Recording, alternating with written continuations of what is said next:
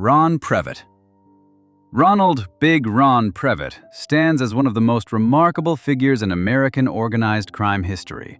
As a corrupt Philadelphia police officer who became a feared mob captain, only to transform into one of the FBI's most devastating informants. His journey from badge to mob payroll, and ultimately to a witness on a stand, helped break apart the Philadelphia crime family. Previtt grew up in Hamilton, New Jersey, surrounded by organized crime. His earliest memories included watching neighborhood gangsters dressed in fedoras driving Cadillacs while collecting income from their bookmaking rackets. This early exposure would shape a criminal career spanning 35 years, during which he admitted that every day was a different felony. Standing 6 feet tall and weighing nearly 300 pounds, Previtt was a figure whose physical presence matched his criminal ambitions. He described himself as a general practitioner of crime, participating in every mob racket except murder. His criminal history included extortion, loan sharking, gambling operations, drug trafficking, prostitution, and theft on a massive scale. Yet it was his dual role as both criminal and informant that made him truly extraordinary. Between 1992 and 2002, Previtt worked as an FBI informant while rising through the ranks of the Philadelphia South Jersey crime family at the same time. Wearing a hidden wire for more than 2.5 years, he recorded over 400 hours of conversations that would help convict more than 50 mobsters, including 3 successive mob bosses, John Stanfa, Ralph Natale, and Joseph "Skinny Joey" Merlino. The FBI compensated him for this work, paying him $750,000 in total, a sum that Previtt defended as hazardous duty pay. Born October 9, 1943 in Philadelphia to first-generation Sicilian-American parents, Ronald Previtt and his parents would later move to Hamilton, New Jersey. Hamilton was a small Atlantic County community of about 12,500 residents, and it would become both Previtt's base of operations and the town he would terrorize and control. He attended Hamilton High School in the early 1960s before joining the United States Air Force during the Vietnam War era. After his military service, Previtt set his sights on law enforcement. However, his entry into the Philadelphia Police Academy was corrupt from the start. He paid a $500 bribe to a medical examiner to ignore his flat feet, a disqualifying medical condition. During his time in the Air Force and early police career, Previtt developed the street smarts and skills that would serve him throughout his criminal life. He possessed quick thinking, stone-cold personality, and an ability to read people. These traits were particularly useful for when he was shaking down drug dealers as a cop, running mob rackets, or wearing a wire for federal investigators. Despite his criminal activities, Previtt maintained strong family ties. He was deeply devoted to his 2 adult daughters, 4 grandsons, and ex-wife, with whom he remained friendly after their divorce. He also stayed close to his 2 sisters and dozens of other family members and friends in the Hamilton area. This attachment to family and hometown would later influence his decision to reject witness protection and remain in South Jersey despite the risks to his life. The contradiction in Previtt's character was perhaps best summarized by his own principle on violence. When asked if he had ever killed anyone, he responded, "If a guy owes me money and I kill him, how am I going to get paid?" This distinguished him from many of his mob associates, and may have made it easier for him to eventually cooperate with authorities. Previtt's criminal education began not in the streets, but in the Philadelphia Police Department, where he served for around 12 years, starting in the late 1960s. He later stated in a 2004 60 Minutes interview, "I had a good work record, except I was a crook. But most of the cops I worked with were crooks. I never learned about crime till I went in the police department." During the 1970s, Previtt engaged in every form of police corruption imaginable. He extorted traffic violators, demanding bribes to avoid tickets or arrests. He shook down restaurant owners for protection money, threatening them with harassment if they didn't pay. He stole from businesses that had already been broken into, stealing from crime scenes before evidence could be properly acknowledged. He took away parts from impounded vehicles at police lots, selling them for profit. He accepted bribes from mobster Harry the Hunchback Riccobene to protect rackets in southwest Philadelphia. Previtt's corruption extended beyond financial crimes. He harassed and shook down African Americans and Hispanics, the very communities he was sworn to protect. He received payoffs from bookies and mobsters, pocketing thousands of dollars per week on top of his regular police salary. "It was a nice life," he later recalled. "And plus, I had the badge. I couldn't get in any trouble." The Philadelphia Police Department during this era was notoriously corrupt, with widespread brutality and graft among officers. Previtt's activities were not unique in a department where corruption had become part of the system. However, by the late 1970s, mounting pressure from anti-corruption initiatives under Mayor Frank Rizzo's administration began to expose officers involved in shakedowns and bribe-taking. After serving about 12 years on the force, Previtt was forced to resign during a citywide anti-corruption sweep. Notably, while he was asked to leave, authorities never got enough evidence to formally charge him with crimes. This pattern of escaping prosecution despite obvious criminal activity would repeat throughout his career and demonstrated his craftiness in covering his tracks. Following his forced resignation, Previtt quickly found new opportunities for criminal enterprise. In 1981, he secured employment as a security officer at the Tropicana Casino and Resort in Atlantic City, New Jersey. Rather than protecting the casino's assets, Previtt immediately began robbing the establishment blind. He stole cash and chips from the casino floor, ran illegal poker games and prostitution operations out of unoccupied suites, stole from guests' safe deposit boxes, and organized the theft of entire trucks loaded with furniture and bar supplies from the casino's warehouses. "It was like a payday when I got to the casino," Previtt told the New Jersey State Commission of Investigation in 2004. "They must not have done a very good background check on me, because I was a bum." The criminal empire he built generated significant income and, more importantly, brought him to the attention of two groups: the Philadelphia mob, who wanted a cut of the action, and the New Jersey State Police, who began investigating his activities. By the late 1980s, Previtt had established himself as a major independent bookmaker operating out of a diner on the White Horse Pike in Hamilton. His gambling and loan sharking operations were known enough to attract the Philadelphia crime family's interest. The mob didn't appreciate independent operators working their territory without paying tribute, and they moved to either take Previtt into their organization or eliminate him as competition. Previtt's criminal activities expanded rapidly. He fixed horse races while employed at a New Jersey racetrack. He ran extensive gambling operations, managed loan sharking activities that generated enormous profits through huge interest rates, and oversaw various other criminal schemes. His reputation as someone who could generate large amounts of illegal money grew throughout the Philadelphia, South Jersey world of crime.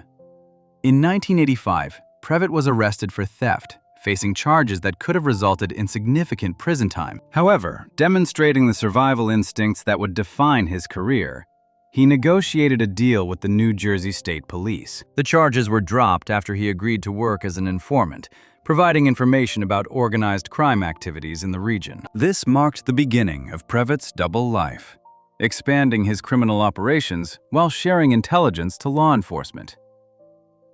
The early 1990s brought Previtt deeper into the Philadelphia crime family. John Stanfa, who had emerged as the new boss in 1991, recognized Previtt's earning potential and street smarts. By 1993, Previtt had become a big earner for the family and served as Stanfa's personal driver, a position of significant trust and access. Whether Stanfa actually made Previtt, formally inducted him as a full member of the Mafia, remains a matter of debate, but Previtt certainly functioned at a high level within the organization. During this period, Philadelphia's underworld was entering a violent phase.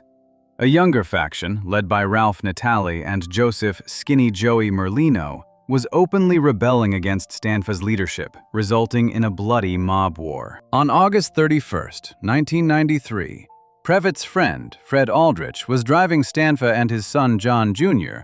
when gunmen opened fire with 9mm machine pistols on the Schuylkill Expressway during rush-hour traffic. The assassins missed Stanfa, but wounded his son in the face. Aldrich, an ex-Marine and decorated Vietnam veteran, rammed the attacker's van off the road and escaped with the wounded Stanfa family members. Previtt later kept the bullet-riddled 1976 Cadillac Seville as a trophy. Ronald Previtt's criminal career was extraordinary in its scope and duration, spanning over 3 decades and included just about every form of organized crime activity short of murder. As a Philadelphia police officer, Previtt engaged in corruption that transformed his badge into a license to steal. His extortion of traffic violators operated on a simple premise. Drivers caught speeding or committing other violations could pay Previtt cash on the spot to make the problem disappear, or face arrest and formal charges. He pocketed thousands of dollars weekly through this. His protection rackets targeted restaurant owners and small business establishments throughout his patrol areas. Previtt would approach owners and inform them that for regular payments, he would ensure police protection and that health inspectors, fire marshals, and other city officials wouldn't create problems for them. Those who refused faced harassment, repeated inspections, and citations that could damage their businesses. Previtt also accepted regular payoffs from mobster Harry the Hunchback Riccobene to protect illegal gambling operations in southwest Philadelphia. This put him directly on the mob's payroll, even while wearing a police uniform, making him a corrupted law enforcement officer in the service of organized crime. Exactly the type of situation his later FBI handlers would use to their advantage. As Previtt rose through the Philadelphia crime family ranks under John Stanfa, his criminal operations expanded in scope. He oversaw multiple illegal gambling operations throughout South Jersey, coordinating bookmakers, enforcing discipline, and ensuring money flowed to the family. He managed extensive loan sharking operations that generated huge profits through interest payments. Previtt also became involved in drug trafficking, though the full extent of his drug-related activities remains unclear. A mob associate who worked with John Stanfa later alleged that Previtt dealt cocaine and was himself a cocaine user, though Previtt never admitted to these specific activities in his sworn testimony. The associate claimed to have sat in Previtt's living room and watched him snort cocaine and sell coke right out of his house, though these allegations were never proven in court. One extortion scheme involved Hamilton Police Department detective James "Jimmy" De Laurentiis, whom Previtt had as a corrupt ally. De Laurentiis, whose father was Hamilton's police chief, provided Previtt with intelligence about police investigations and actively assisted in criminal activities. In 1999, De Laurentiis was indicted for extortion charges related to his relationship with Previtt, facing potential prison time that could end his law enforcement career. Throughout his time as a mob captain, Previtt demonstrated exceptional earning ability. He regularly brought substantial cash payments to his superiors, establishing himself as a valuable asset to the family. After John Stanfa was arrested in March 1994 and subsequently convicted in 1995, Previtt successfully transitioned to the new leadership under Ralph Natal and Joey Merlino. Previtt's ability to change allegiances was aided by his secret cooperation with the FBI, which had begun in 1992. Unknown to his mob associates, Previtt had been providing information to federal investigators even while committing crimes on behalf of the organization. The information he provided during the Stanfa era allegedly prevented several murders in the bloody mid-1990s mob war, though Previtt did not testify at Stanfa's 1995 trial to protect his cover. Beginning in 1997, Previtt's criminal activities took on new heights as he began wearing a hidden body wire for the FBI. The recording device was positioned in his groin area to avoid detection during the frequent hugging and kissing that accompanied mob social interactions. For more than 2.5 years, Previtt attended mob meetings, social gatherings, and criminal planning sessions while secretly recording everything. The recordings captured over 400 hours of conversations, documenting racketeering activities, drug deals, illegal gambling operations, and internal power struggles within the Philadelphia crime family. Previtt routinely met with FBI handlers in hotel rooms before mob meetings, where agents would strap the recording device to his body. After the meetings, he would return to debrief and hand over the tapes. To maintain his credibility with Natale and Merlino, the FBI provided Previtt with cash, typically $1,000 to $1,500 at a time, which he delivered as tribute payments. This FBI money helped establish his position within the organization, while also funding the investigation that would destroy it. They were blinded by their greed, Previtt later recalled, explaining how the regular cash payments prevented the bosses from questioning why he, unlike other Stanfa associates, hadn't been arrested. The recordings Previtt made were devastating to the mob. They captured Ralph Natal discussing drug deals, including conversations that would ultimately force Natal to plead guilty and cooperate with the government. They documented Joey Merlino's involvement in various criminal enterprises, providing the foundation for the massive federal racketeering case that would be brought against him in 2000. They even captured details of Natale's affair with his youngest daughter's best friend. Previtt's work as an informant, while also serving as a mob captain, represented a remarkable criminal deception. He was actively committing crimes, running gambling operations, collecting loan shark debts, extorting businesses, all while recording evidence that would later be used to prosecute both himself and his criminal associates. The investigation that would eventually expose Ron Previtt's dual life and bring down the Philadelphia mob leadership was a complicated, multi-year effort involving the FBI, the New Jersey State Police, and other law enforcement agencies. However, the discovery of Previtt's crimes is complicated by the fact that he was also the target of investigations and a cooperating informant for those same investigations. Previtt's relationship with law enforcement as an informant began in 1985 when he was arrested for theft. John Sheeran, a retired investigator with the New Jersey State Police and Division of Criminal Justice, played an important role in bringing Previtt into the law enforcement as an informant. Sheeran was building cases against various organized crime figures in the late 1980s and early 1990s when Previtt, working security at the Tropicana Casino, came onto his radar. According to later testimony and reports, Previtt's motivation for becoming an informant was based on multiple factors. Financial considerations played a big role. The FBI ultimately paid him $750,000 between 1992 and 2002. However, Previtt also expressed dislike towards the changing nature of organized crime, particularly the younger generation of mobsters led by Joey Merlino. By the 1990s, Previtt found himself answering to younger mob bosses like skinny Joey Merlino, who seemed increasingly spoiled, cocky, and careless. These younger gangsters wanted media attention and public recognition, abandoning the secrecy and loyalty that Previtt believed had once become a foundation of organized crime. The FBI's investigation strategy focused on using Previtt to document criminal activities through recorded conversations. Beginning in 1997, federal agents equipped Previtt with increasingly sophisticated body wires designed to avoid detection. Previtt's handlers developed detailed protocols for each recording session. He would meet agents in hotel rooms, where they would attach the wire and provide him with any cash needed to maintain his cover as a loyal mob member. After attending mob meetings or social events, Previtt would return to the hotel, handing over the recordings and providing context about the conversations and participants.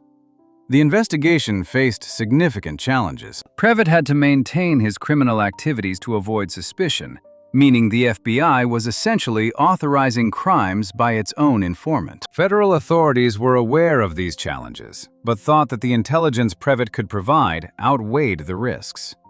His recordings documented crimes in progress, featuring the actual voices of mob bosses discussing illegal activities. This type of evidence was far more powerful than traditional witness testimony, which could be dismissed as he said, she said disputes.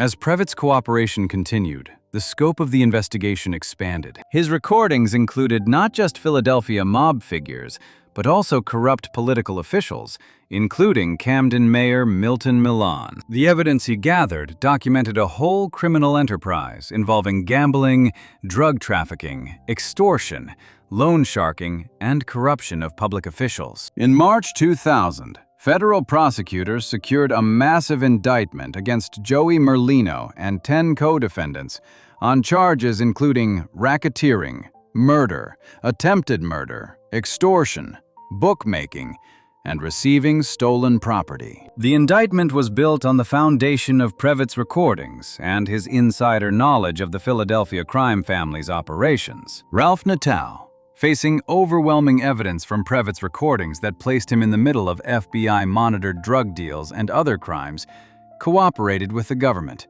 pleading guilty and agreeing to testify against his former associates. Natal's decision to flip was primarily because of the evidence Previtt had gathered. The trial of Joey Merlino and 6 co-defendants would then follow. Merlino, known as the John Gotti of Passyunk Avenue for his flamboyant public persona, faced charges including 3 counts of murder, 2 counts of attempted murder, and numerous racketeering offenses such as extortion, bookmaking, and receiving stolen property. Prosecutors had originally considered seeking the death penalty, but decided against it before trial. Ron Previtt was a central figure in the prosecution's case, though he shared the witness stand with another cooperator, Ralph Natali. Natal spent over 14 days on the stand, testifying that he and Merlino had plotted to take control of the Philadelphia South Jersey mob in the early 1990s by hunting down and killing members of the rival Stanfa faction. When Previtt took the stand, he faced 6 days of intense cross-examination from defense attorneys, led by Edwin Jacobs, Merlino's longtime lawyer. Previtt's testimony was remarkably honest. He testified about the hundreds of hours of conversations he had recorded, providing context and explanation for the coded language and references in mob discussions. After extensive deliberations, the jury returned a mixed verdict on July 20th, 2001, that represented both a victory and a defeat for both sides. The jury acquitted Merlino and all co-defendants on every count of violence alleged by the government, including all 3 murder charges and both attempted murder charges. This complete rejection of the most serious allegations was a stunning blow to prosecutors and a validation of the defense's attacks on the credibility of Previtt and Natali. However, the jury did convict Merlino and several co-defendants on numerous racketeering charges, including extortion, bookmaking, and receiving stolen property. While these convictions carried far less prison time than the murder charges would have, they represented a legal finding that the defendants had indeed participated in organized crime activities. As part of his cooperation agreement with the government, Previtt pleaded guilty to his own crimes. In 2002, after testifying in the Merlino trial and other proceedings, he was sentenced to 5 years of probation, which was extremely lenient given his 3-decade criminal career involving gambling, loan sharking, extortion, drug trafficking, and prostitution. This light sentence reflected the value prosecutors placed on his cooperation. Federal authorities credited Previtt with providing information that led to the convictions of more than 50 mobsters and corrupt officials, including 3 mob bosses and former Camden mayor Milton Milan. Following the July 2001 verdict, Judge Herbert Hutton sentenced Joey Merlino to 14 years in federal prison on the racketeering, illegal gambling, and extortion charges for which he was convicted. While this was far less than the life sentence he could have faced if convicted on the murder charges, it still represented a significant period of jail time for the mob boss who had become the face of Philadelphia organized crime. Ralph Natal, who had cooperated with the government and testified for 14 days, received a reduced sentence in exchange for his cooperation. In a 2004 testimony before the New Jersey State Commission of Investigation, Previtt offered rare insight into the psychological toll of his double life.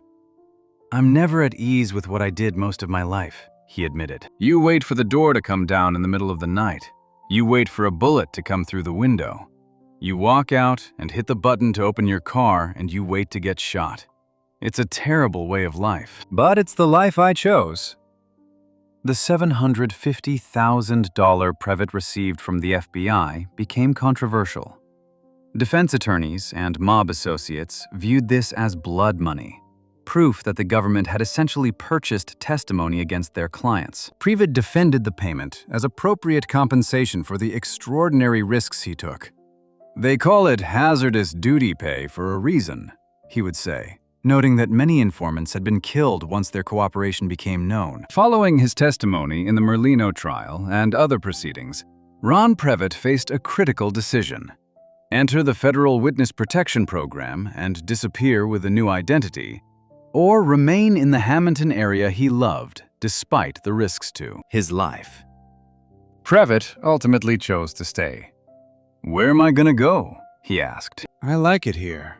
Despite living under an assumed name, Previtt remained in South Jersey to stay close to his 2 adult daughters, 4 grandsons, ex-wife, 2 sisters, and extended family.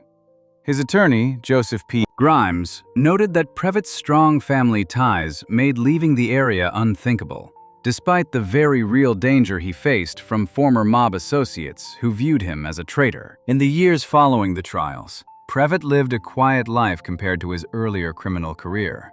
He could no longer operate in the underworld, but his cooperation had earned him freedom and financial security. He gave occasional interviews and appeared in documentaries about organized crime. Previtt was the subject of George Anastasia's 2004 book, The Last Gangster: From Cop to Wise Guy to FBI Informant, Big Ron Previtt and the Fall of the American Mob, which detailed his life and role in dismantling the Philadelphia crime family. The book portrayed him as a complex figure, brutal and corrupt, yet also shrewd and strategic in his decision-making.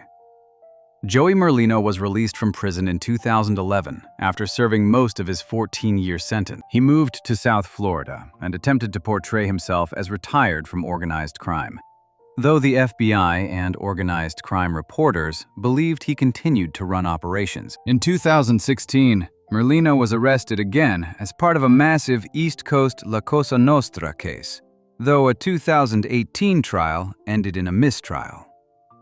Ralph Natale, after his historic cooperation, lived under witness protection. His decision to testify alongside Previtt had destroyed whatever remained of his reputation in the underworld, but it had also kept him out of prison during what would have been the final years of his life. Ron Previtt died on August 21, 2017, at age 73, after suffering a heart attack at a hospital in Galloway Township, New Jersey.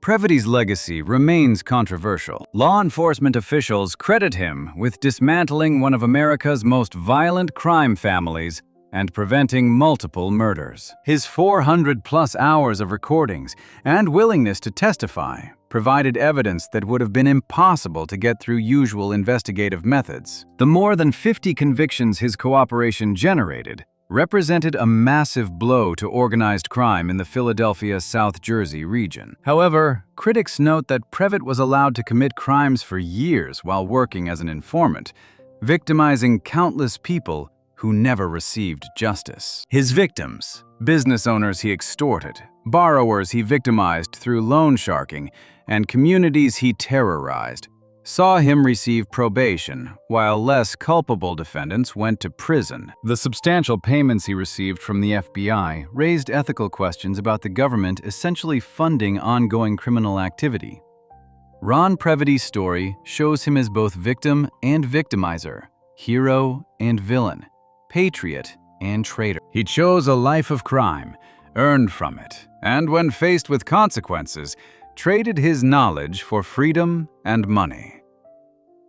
Before we continue, hit subscribe if you appreciate deep dives into stories that don't get the attention they deserve. If Ron Previtt proved a criminal could change sides, this next guy showed some never choose a side at all. William Handhart. William Handhart was a legendary Chicago police detective who also served as one of the Chicago outfit's most valuable assets for nearly 4 decades. Rising from beat cop to deputy superintendent and chief of detectives, Handhart built a reputation as a cop's cop, with an ability to solve crimes, make headline-grabbing arrests, and navigate the political waters of Chicago law enforcement. Behind this heroic facade, however, lay one of the largest criminal enterprises in American history.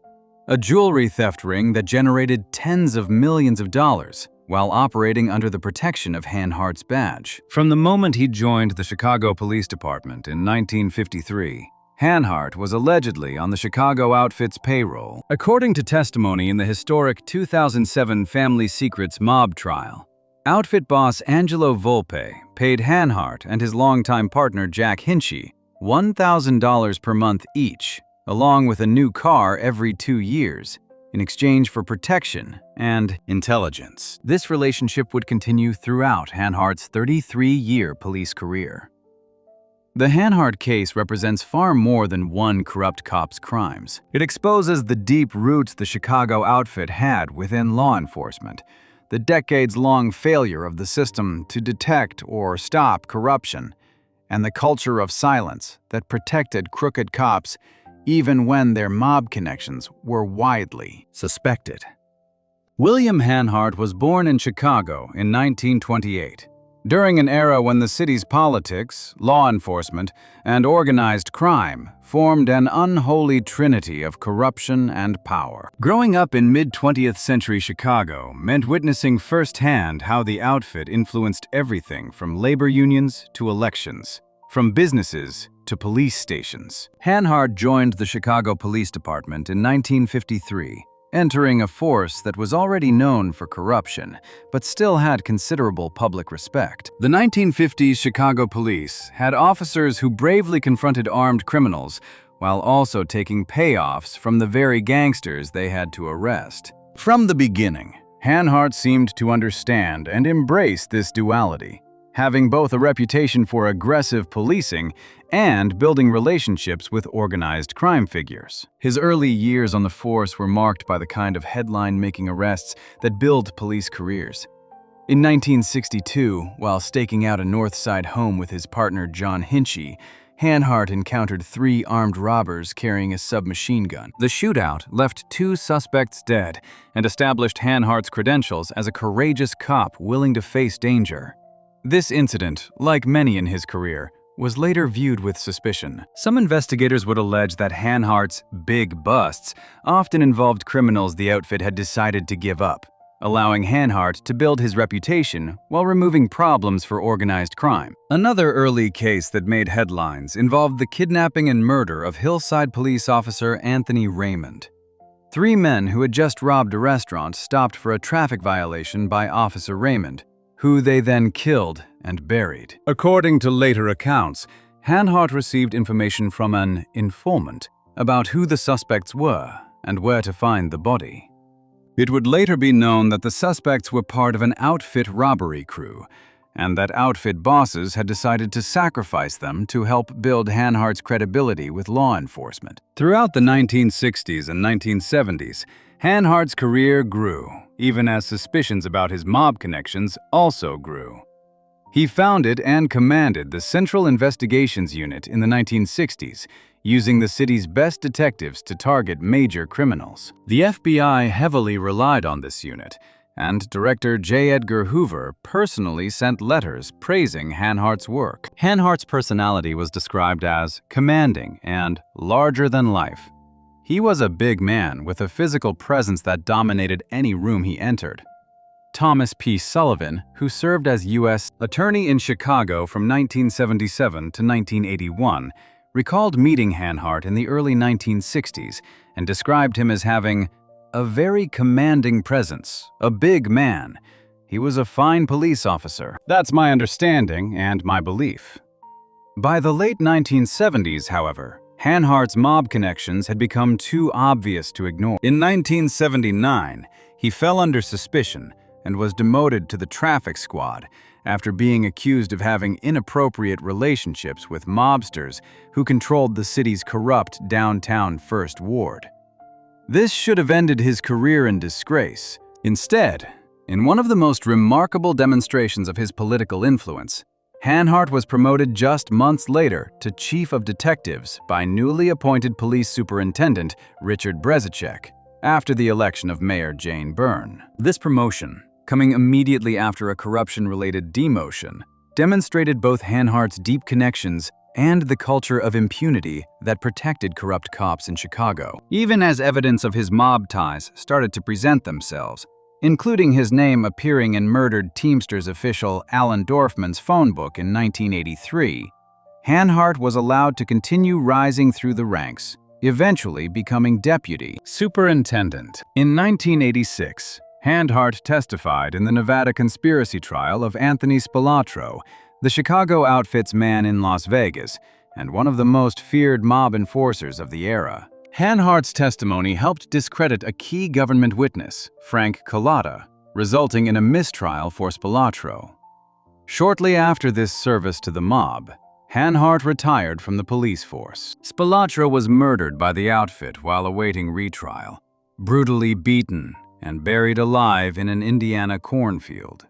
But Hanhart's final act as a sworn officer had been to help the notorious killer avoid conviction. William Hanhart's transition from corrupt police official to jewelry theft mastermind didn't happen overnight. The origins of Hanhart's theft ring can be traced to the early 1970s, when he first encountered James Joseph "Jimmy the Bomber" D'Antonio, a master jewel thief who was a target of the FBI's Top Thief program for heists he directed across the Midwest. D'Antonio operated using inside intelligence, carefully planned operations, and advanced techniques to steal high-value merchandise. FBI files from investigations of D'Antonio show that federal agents repeatedly contacted the Chicago Police Department's burglary section for assistance, a unit then headed by Hanhart at the time. Joseph Basinski, who would become Hanhart's top thief and second-in-command, learned his trade from D'Antonio during this era. Basinski was a career criminal who apparently never held a legitimate job,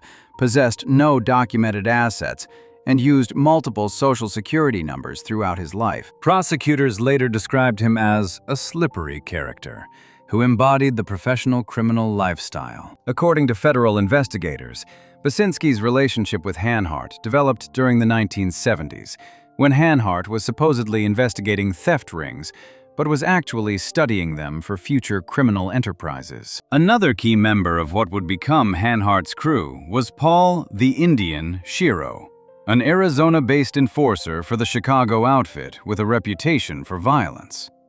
Shiro brought mob connections and muscle to the operation. According to confidential FBI informants who testified during later proceedings, Shiro was a member of Joseph "Joey the Clown" Lombardo's Grand Avenue crew of the Chicago outfit, described as an organized crime jewelry theft crew that worked closely with Hanhart. Shiro's involvement meant that Hanhart's operation wasn't just a corrupt cop running a theft ring.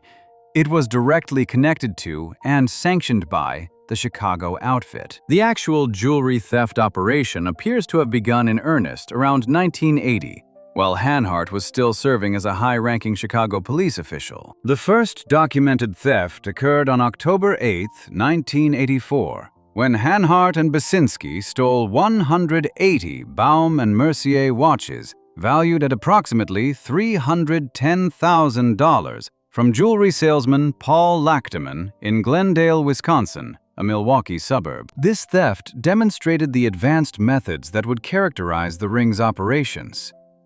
Hanhart's position as a police commander provided advantages for the criminal enterprise. Active Chicago police officers, some identified in court documents only as a sergeant and a detective, while others called Hanhart chief in reference to his former rank, ran license plate checks and used contacts at car rental agencies to gather intelligence on jewelry salesmen. These officers may not have known they were assisting criminal activity, believing instead they were helping their former commander with legitimate investigations. A private investigator identified in court as Donald Berlin, formerly of Chicago and a friend of Hanhart's, repeatedly provided confidential credit histories and personal information about jewelry salesmen. Guy Altabello, who worked at Altabello Jewelers Incorporated, a Chicago area retail jewelry store, served as another intelligence source. Altabello provided the crew with information about jewelry salespersons who did business with his store,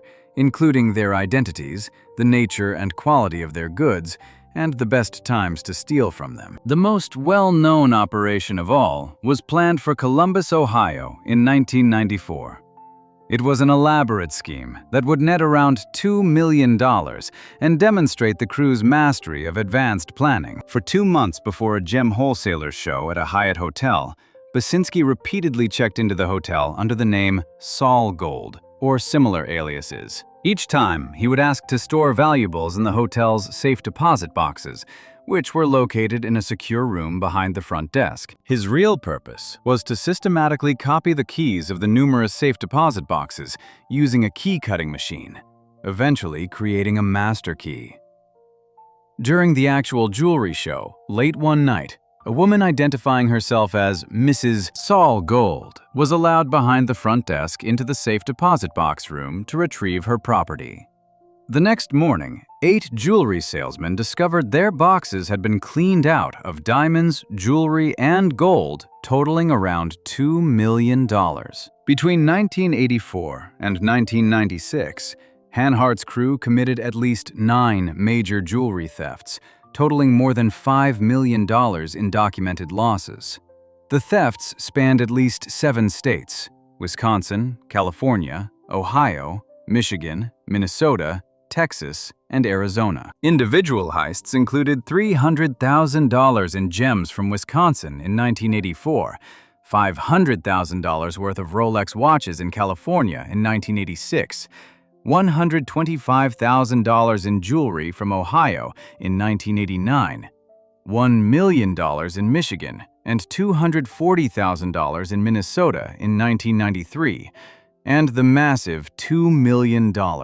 Columbus hotel theft in 1994. The criminal enterprise William Hanhart directed was remarkable, not just for its scope and duration, but for the way it exploited his law enforcement background and connections. Between 1980 and 1998, Hanhart and his crew engaged in an organized nationwide scheme that targeted more than 100 jewelry salespersons traveling in interstate business, with lines of jewelry valued in excess of $40 million. The crew committed at least 9 documented major thefts, totaling more than $5 million, though federal prosecutors believed the actual amount stolen was far higher. By 1996, the FBI had launched intensive surveillance of Hanhart's crew, often watching as they stalked jewelry salesmen and prepared thefts. In one operation, agents followed Hanhart as he sat at a table next to an undercover agent posing as a jewelry buyer who was meeting with salesman Lachterman at a Kenosha, Wisconsin restaurant. Hanhart appeared to be eavesdropping on their conversation, gathering intelligence for a planned theft. On another occasion, FBI agents videotaped Basinski using a key to open the trunk of Lachterman's car while the salesman ate at a restaurant. Basinski removed a case of watches valued at $58,000, watches that had been provided by the FBI as bait. However, as noted earlier, Basinski became suspicious of the weight, stopped his vehicle to check, and returned the watches before driving away. The FBI had caught him on video committing the theft, but he had avoided actually possessing FBI property. Throughout the 1970s and 1980s, various law enforcement agencies had accumulated disturbing information about Hanhart's outfit connections. In 1983, when Teamsters official Alan Dorfman was murdered by outfit hitmen, officers processing the crime scene found Hanhart's contact information in Dorfman's phone book. This should have triggered intensive investigation, but Hanhart was allowed to continue his career, eventually becoming a district commander before retiring in 1986. The investigation that would ultimately destroy Hanhart began in 1995, when FBI special agents started looking into a series of jewelry thefts that had troubled local law enforcement across multiple states. Initially, investigators believed they were tracking a typical mob-connected theft ring. What they discovered shocked even veteran organized crime investigators. The mastermind was William Hanhart, the legendary former chief of detectives of the Chicago Police Department. FBI. Special Agent Ted McNamara led the organized crime unit that built the case against Hanhart. The breakthrough in the investigation came when federal agents obtained authorization for wiretaps on the phones of Hanhart and Basinski. Over a year, investigators recorded 1,307 incriminating phone calls that documented the crew's operations in extraordinary detail. The wiretaps captured conversations about surveillance operations, discussions of potential targets, planning sessions for thefts, and communications with corrupt police officers and private investigators who were providing intelligence. The wiretaps also revealed Hanhart's involvement in matters beyond jewelry theft. Prosecutors later disclosed that in 1996, Hanhart had asked a Chicago detective to keep him posted on a joint investigation with federal authorities regarding cocaine importation from South America. The wiretaps and other evidence suggested this investigation had been compromised, a strong indication that Hanhart had tipped off the targets, demonstrating his continued service to the outfit even after retiring from the force. Another break in the investigation also came from an unexpected source. A woman who had posed as Mrs. Saul Gold during the Columbus hotel theft. She had been Basinski's girlfriend and an active participant in the crew's operations. However, when the relationship ended and she became his ex, she went to the FBI and talked about the crew. Most significantly, during the 2007 Family Secrets mob trial, which was a massive prosecution of Chicago outfit leadership, career thief Robert "Bobby the Beak" Siegel provided testimony about Hanhart's decades-long relationship with the outfit. Siegel testified that in the late 1960s, he worked for Angelo Volpe, who ran the numbers racket on Chicago's South Side. Siegel stated he watched Volpe bribe a Chicago cop who was a boss in the Vice unit, and that Volpe also paid William Hanhart and his longtime partner, Jack Hinchy. On October 30, 2000, a federal grand jury returned an indictment charging William Hanhart, Joseph Basinski, Sam DeStefano, Paul Shiro, Guy Altabello, and William Cherry Nose Brown with one count of racketeering conspiracy. In a second count, Hanhart, Basinski, Shiro, and Brown were charged with conspiracy to transport stolen property in interstate commerce. The indictment would also make them give up over $4,845,000, various jewelry and gems, and certain real estate owned by Hanhart and DeStefano. Hanhart, Basinski, DeStefano, and Altabello appeared before Magistrate Judge W. Thomas Rosemond, Jr. on October 30, 2000, shortly after the indictment was unsealed. All entered pleas of not guilty.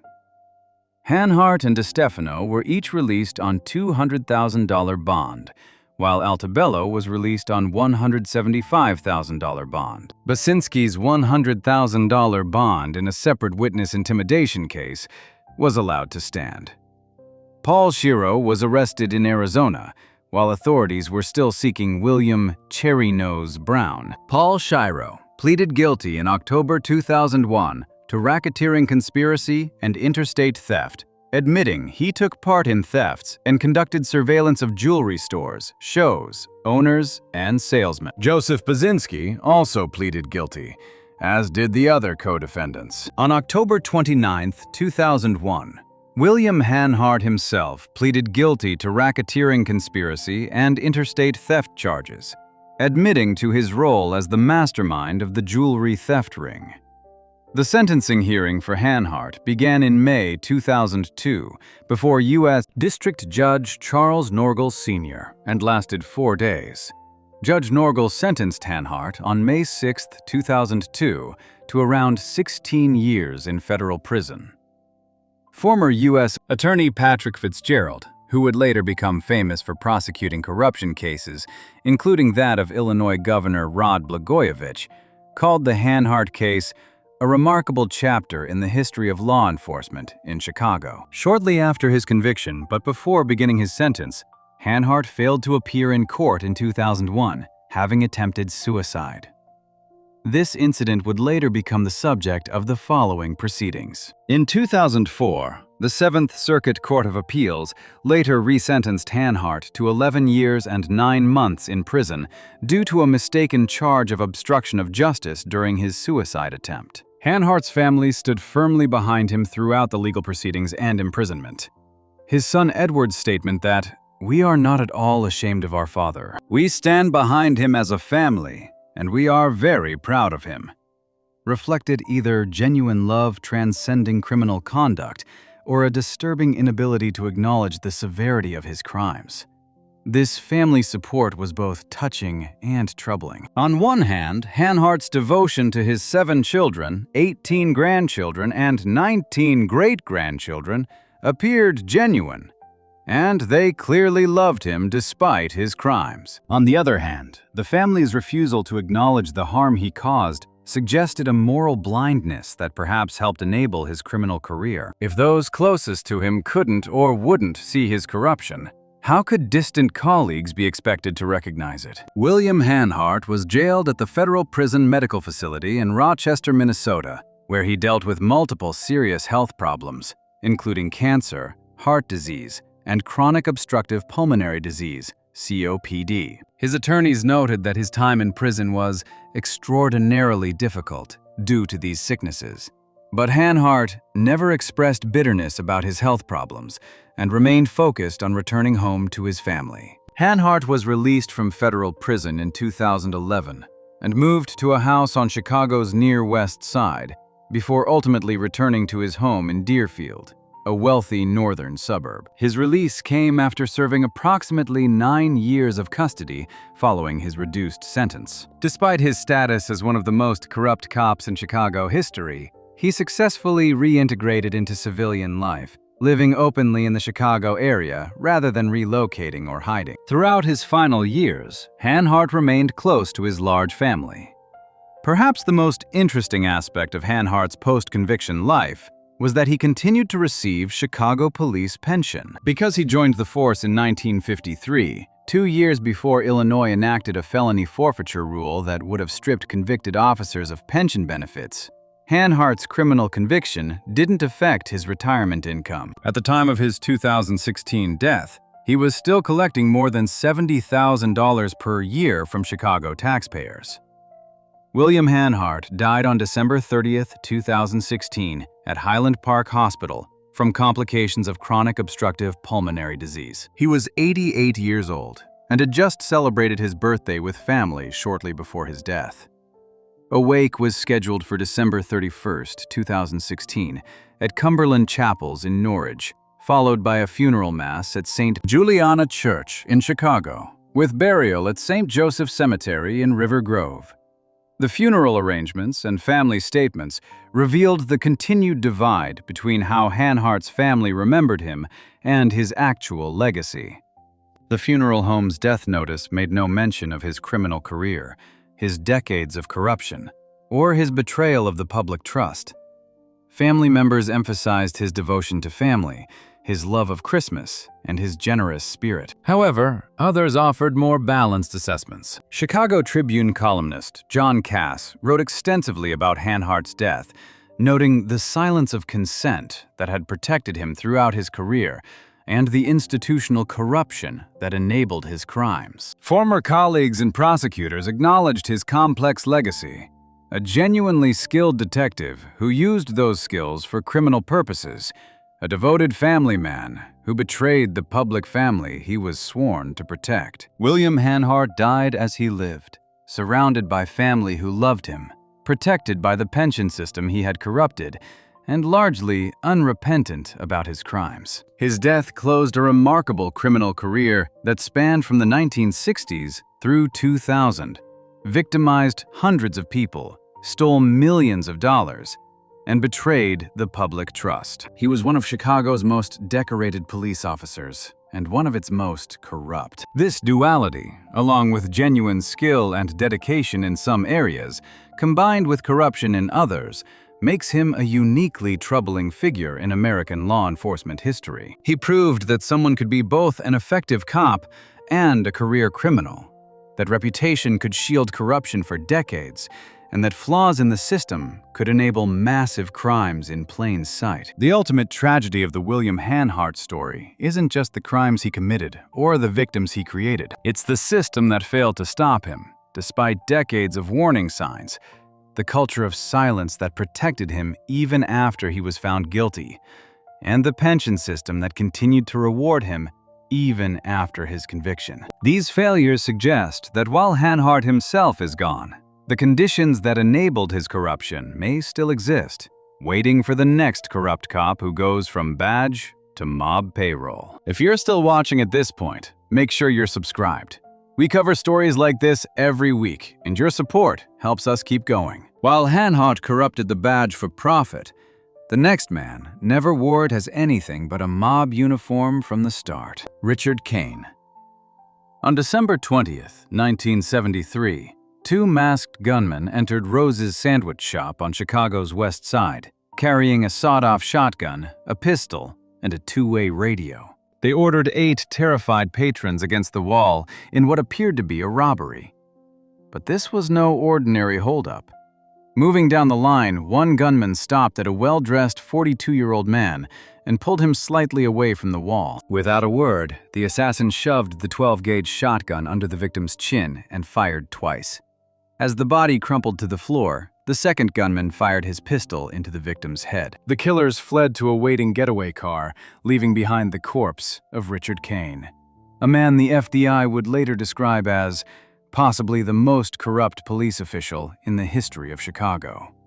Richard Kane's execution-style murder ended one of the most extraordinary double lives in American law enforcement history. For nearly 2 decades, this charismatic, multilingual detective served 2 masters: the Chicago Police Department and the Chicago Outfit, the city's ruthless organized crime syndicate. He conducted high-profile raids that made front-page headlines while simultaneously serving as a bagman, collecting and distributing bribes to protect mob operations. He became chief investigator for the Cook County Sheriff's Office, while moonlighting as a courier, financial advisor, and enforcer for mob boss Sam Giancana. He claimed to have trained Cuban exiles for the Bay of Pigs invasion, and was later rumored, though never proven, to have played a role in the assassination of President John F. Kennedy. Richard Scully Kane was born on October 4, 1931, in Chicago, Illinois, to a broken and troubled family. His father, John Kane, was Irish-American, while his mother, Lydia Scully, was Italian-American, a heritage that would later prove crucial to his acceptance by the Chicago Outfit, which typically reserved membership to men of full Italian descent. His parents divorced when he was still a child, and Richard was sent to live with his grandparents in Michigan, far from the chaos of Chicago. Despite the distance, Richard maintained contact with his mother, Lydia, who remained in Chicago and moved in social circles that overlapped with organized crime. It was through these visits that young Richard first encountered Sam "Momo" Giancana, a rising figure in the Chicago Outfit who would become one of the most powerful mob bosses in American history. Lydia and Giancana were close friends, and she allowed her teenage son to spend time with the gangster, exposing him to the glamorous, dangerous world of organized crime. Ironically, Kane's family had its own tragic connection to the mob. His grandfather, a prominent sewer contractor, had been murdered by the Chicago Outfit in Little Italy in 1928, killed over a business dispute or territorial issue. At 17, seeking escape and adventure, Kane enlisted in the United States Army in 1948. He completed basic training at Fort Knox and radioman training at Fort Hood, Texas, before being stationed in the United States Virgin Islands from 1948 to 1950. During this time, he became fluent in Spanish, a skill that would prove valuable in his later criminal activities. While stationed in the Virgin Islands, he worked as a supply clerk and part-time military policeman, his first taste of law enforcement work. In 1949, while still in the service, he married his first wife, who already had a child from a previous relationship. After his discharge from the Army in June 1950, Kane moved to Miami with his family, where a Chicago friend introduced him to John Buens, a private investigator who had served with the Office of Strategic Services, OSS, which is now the CIA, in Burma during World War II. Under Buens, Kane learned the foundational skills of private investigation, surveillance techniques, evidence gathering, and most importantly, wiretapping and electronic eavesdropping. These skills would serve him well in both his legitimate law enforcement career and his criminal enterprises. Before returning to Chicago in 1951, Kane worked briefly as an investigator at the Burns Detective Agency in Dallas, Texas, further honing his investigative abilities. By his early 20s, he had developed a formidable skill set: intelligence gathering, electronic surveillance, multilingual communication, and the ability to navigate both legitimate and criminal worlds with equal ease. When he returned to Chicago, Sam Giancana saw enormous potential in the young man and recruited him for a special mission: infiltrating the Chicago Police Department. Giancana wanted a trusted insider within law enforcement, someone who could provide intelligence on police investigations, warn the outfit about pending raids, identify informants, and use police authority to protect mob interests while harassing competitors. Kane was perfect for the role. He was intelligent, ambitious, charismatic, and already loyal to Giancana. In 1956, at age 25, Richard Kane joined the Chicago Police Department. His application was supported by a Democratic politician from Chicago's First Ward, a political machine deeply intertwined with organized crime. From his first day on the force, Kane was never truly a police officer. He was a mafia plant, a mole embedded within law enforcement to serve the interests of the Chicago outfit. Kane was assigned to the Vice Squad, where he demonstrated a flair for high-profile operations that generated positive press coverage. In 1955, he completed polygraph training at the Keeler Institute, becoming one of the few Chicago police officers certified to administer lie detector tests, a skill he would later use to determine whether arrested criminals were cooperating with police or remaining loyal to the mob. In February 1959, Kane led a raid on the home of Grace Van Scoik, seizing approximately $100,000 in cash from her residence.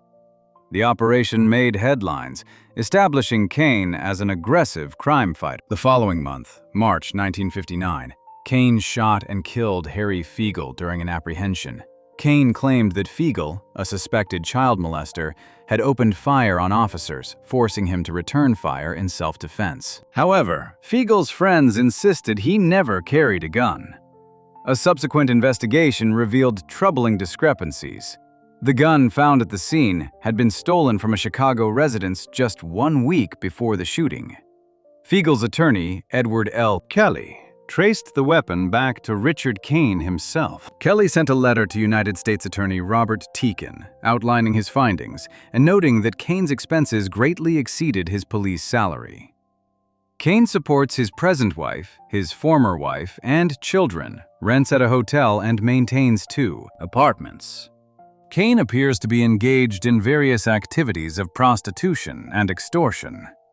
The letter was forwarded to the FBI, but the matter was quietly dropped. Kane was cleared of any wrongdoing. The Fiegel shooting revealed a dark truth. Richard Kane was protected.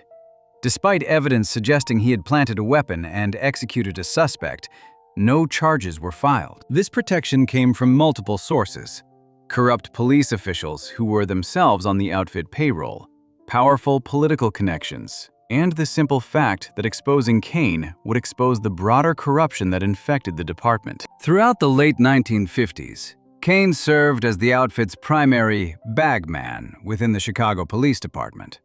According to his half-brother, Michael J. Kane, who would later write a biography of Richard, Sam Giancana paid him $5,000 per month, several times his police salary, to act as a messenger between the mob and corrupt officers. Kane would collect payoffs from outfit-protected gambling operations, brothels, and other vice businesses, then distribute the cash to detectives and supervisors who ensured these operations ran without interference. When legitimate investigations threatened mob interests, Kane would warn his handlers, allowing them to move operations or eliminate evidence before raids occurred. Kane also had relationships with mob boss Anthony "Joe Batters" Accardo, who succeeded Al Capone as head of the Chicago outfit, and other high-ranking figures. The outfit valued Kane not just for his intelligence gathering, but for his willingness to actively protect their interests using his police authority.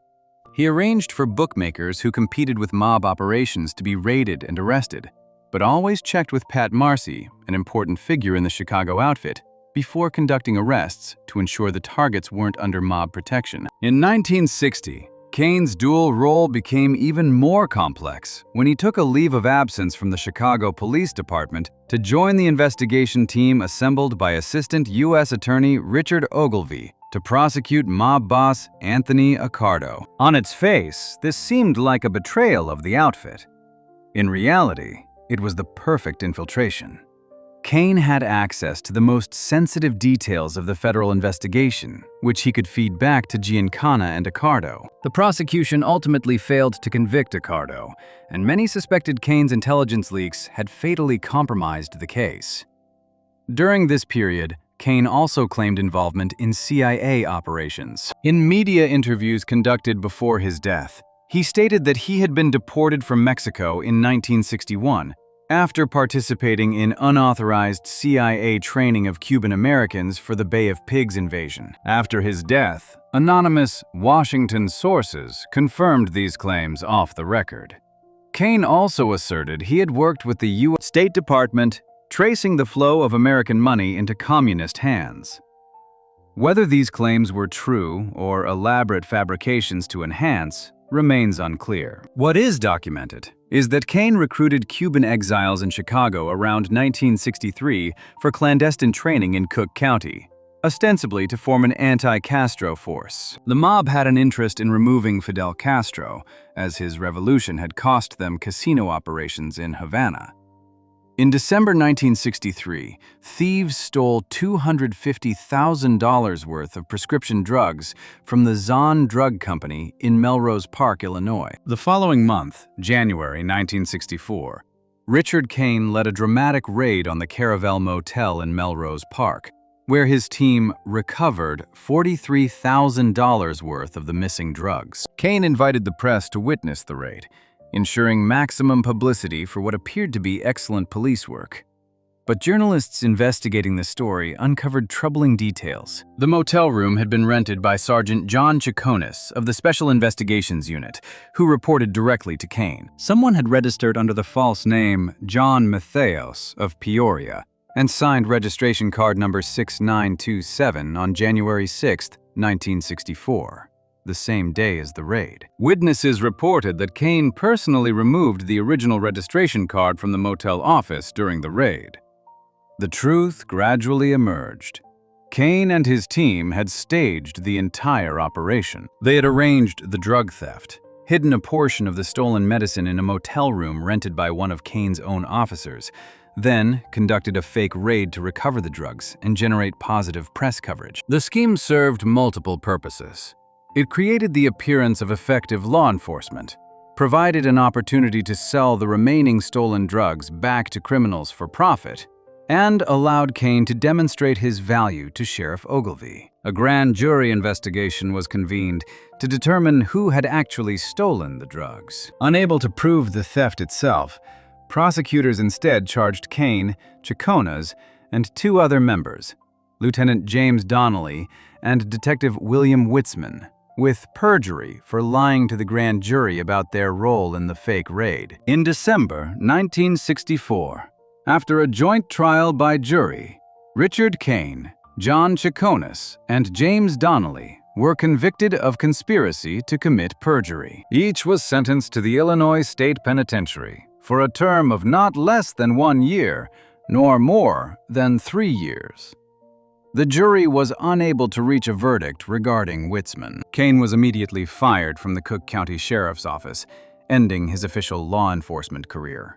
But Kane's legal troubles were just beginning. In December 1967, during one of his trips from Mexico back to Chicago to handle Giancana's business interests, Kane was arrested by FBI agent William F. Romer. Joseph D'Argento, who had been convicted of robbing the Franklin Park Bank in 1963, had agreed to testify that Kane had served as an accessory to the robbery. On October 3, 1968, Kane was convicted of misprision of felony, failure to notify law enforcement that he had knowledge of a crime, aiding and abetting criminals, and conspiracy to obstruct justice. He was sentenced to 2 concurrent 4-year terms and fined a total of $13,000.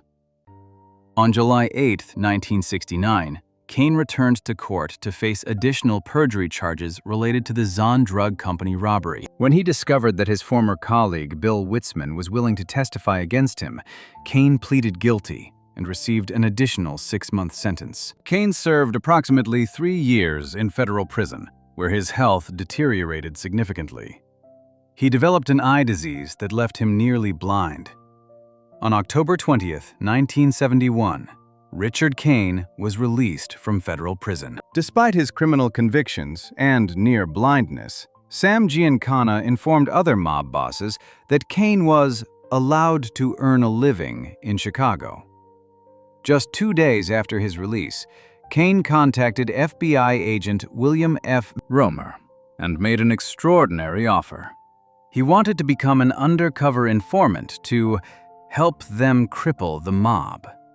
Whether Kane genuinely sought redemption or was playing yet another angle remains unclear. What is certain is that throughout the early 1970s, Kane provided information to the FBI while also continuing to work for Giancana. During this period, Giancana was in exile in Mexico, having fled federal heat and internal outfit politics. Kane made frequent trips between Chicago and Mexico as Giancana's courier and financial advisor, handling money from the mob boss's international gambling operations, including casino skimming operations in Central America and Iran. In the early 1970s, Kane also became involved in a burglary ring masterminded by outfit capo Marshall Caifano. But by late 1973, there was growing suspicion within the outfit that Kane had become an FBI informant. Marshall Caifano, the capo who ran the burglary ring with Kane, allegedly discovered evidence of Kane's cooperation with the FBI. On April 14, 1973, Mad Sam DeStefano, a notoriously sadistic outfit enforcer, was murdered in his West Side Chicago home. DeStefano had been shot multiple times in an execution-style killing. Investigators immediately suspected internal outfit involvement, as DeStefano's behavior and ongoing legal troubles had made him a liability. Rumors circulated that Richard Kane had been directly involved in DeStefano's murder, either as the triggerman or as a facilitator who provided intelligence. These suspicions reportedly terrified Kane, who hurriedly returned to Mexico after the hit and confided to his half-brother Michael that he believed the outfit had issued a contract on him. Several Chicago Tribune articles printed after Kane's death reported investigator speculation that his murder was retaliation for killing DeStefano. By 1973, Sam Giancana's power within the outfit had significantly weakened. The true power rested with Tony Accardo and other senior figures. Kane's closest protector could no longer shield him from the consequences of his actions. Mob bosses viewed Kane as a remnant of Giancana's regime and potentially a threat to the new hierarchy's stability. On December 18, 1973, Kane met with Thomas A. Foran, the former United States Attorney for the Northern District of Illinois, and expressed concern that he was being followed. Kane asked Foran if he knew anything about a pending arrest. Foran told him he was unaware of any law enforcement action. The following day, December 19th, Kane met with FBI agent William F. Romer, who wanted information about the death of Fiore Buccieri. As compensation for the information provided, Romer then paid Kane his final payment as an FBI informant. That evening, Kane had dinner with his daughter Kimberly. He told her he had a meeting scheduled with Marshall Caifano the following day at Rose's sandwich shop on Chicago's West Side. It would be his last meal as a free man. On December 20th, 1973, Michael Gilardi dropped Kane off at Rose's sandwich shop, also known as Rose's Poor Boy Sandwiches, at 1117 West Grand Avenue. Witnesses later reported that Kane was talking with 4 unidentified men at a booth. Marshall Caifano was reportedly present at the sandwich shop but left 2 hours before the killing, establishing an alibi while ensuring Kane arrived at the designated location. Around 12:30 p.m., Kane briefly left the sandwich shop by cab, then returned approximately 1 hour later at 1:30 p.m. When he returned, Caifano was gone. But 4 men were still in the shop, along with regular customers, waitress, and owner Jelly Kozo. At approximately 1:45 p.m., 2 men wearing ski masks entered Rose's sandwich shop. They carried a sawed-off shotgun, a pistol, and a 2-way radio that they used to communicate with a lookout positioned outside. The gunman ordered everyone in the shop, 8 people total, including staff and patrons, to line up against the back wall. They asked several people if they had any money and asked, "Who's got the package?" The questions suggested they were looking for something specific, possibly drugs or cash that Kane was suspected of holding. The gunman did not speak directly to Kane, but when they reached him in the line, one pulled him slightly away from the wall. The assassin shoved the 12-gauge shotgun under Kane's chin and fired, blowing away the bottom of his jaw and the right side of his face. As Kane fell, the second gunman also fired his pistol into Kane's head. Before fleeing, one of the gunmen searched Kane's body and removed a slip of paper. They then ran to a waiting getaway car and escaped. Witnesses reported seeing a mysterious woman in blue accompany the killers as they fled. Kane was initially taken to the county morgue as an unidentified murder victim. Once his identity was established, investigators quickly determined this was a mob hit. Marshall Caifano, who had been seen in the sandwich shop just hours before the murder, became an immediate suspect, but was never charged. When FBI agent William F. Romer learned of Kane's death, he made a startling public statement. Romer claimed that Kane had been a top FBI informant for years and had requested that if he was ever murdered by the outfit, Romer should publicly reveal his cooperation. This revelation was intended to honor Kane's memory and demonstrate his ultimate loyalty to law enforcement over the mob. According to friends and associates, Sam Giancana was genuinely upset when he heard about Kane's death. He reportedly told people that Kane was like a son to him. However, Giancana was in no position to protect Kane or seek revenge. He was himself living on borrowed time. Less than 2 years later, on June 19, 1975, an unknown assassin murdered Sam Giancana in his Oak Park home as he prepared sausages and peppers for dinner. He was shot multiple times in the head and neck at close range. Like Kane's murder, Giancana's assassination remains officially unsolved, though it was clearly an outfit hit. Richard Kane's death devastated his family, particularly his daughter Kimberly, who had dinner with him the night before the murder. His half-brother Michael J. Kane spent years researching Richard's life, eventually publishing The Tangled Web: The Life and Death of Richard Kane, Chicago Cop and Mafia Hitman, in 2007. The book, co-written with legendary Chicago private investigator Jack Clark, attempted to separate fact from fiction in Richard's extraordinary life. Michael Kane found no credible evidence to support rumors that his half-brother was involved in the JFK assassination, noting that Richard was at the Criminal Courts Building in Chicago for grand jury testimony on November 22, 1963, a fact confirmed by co-worker John J. Flood.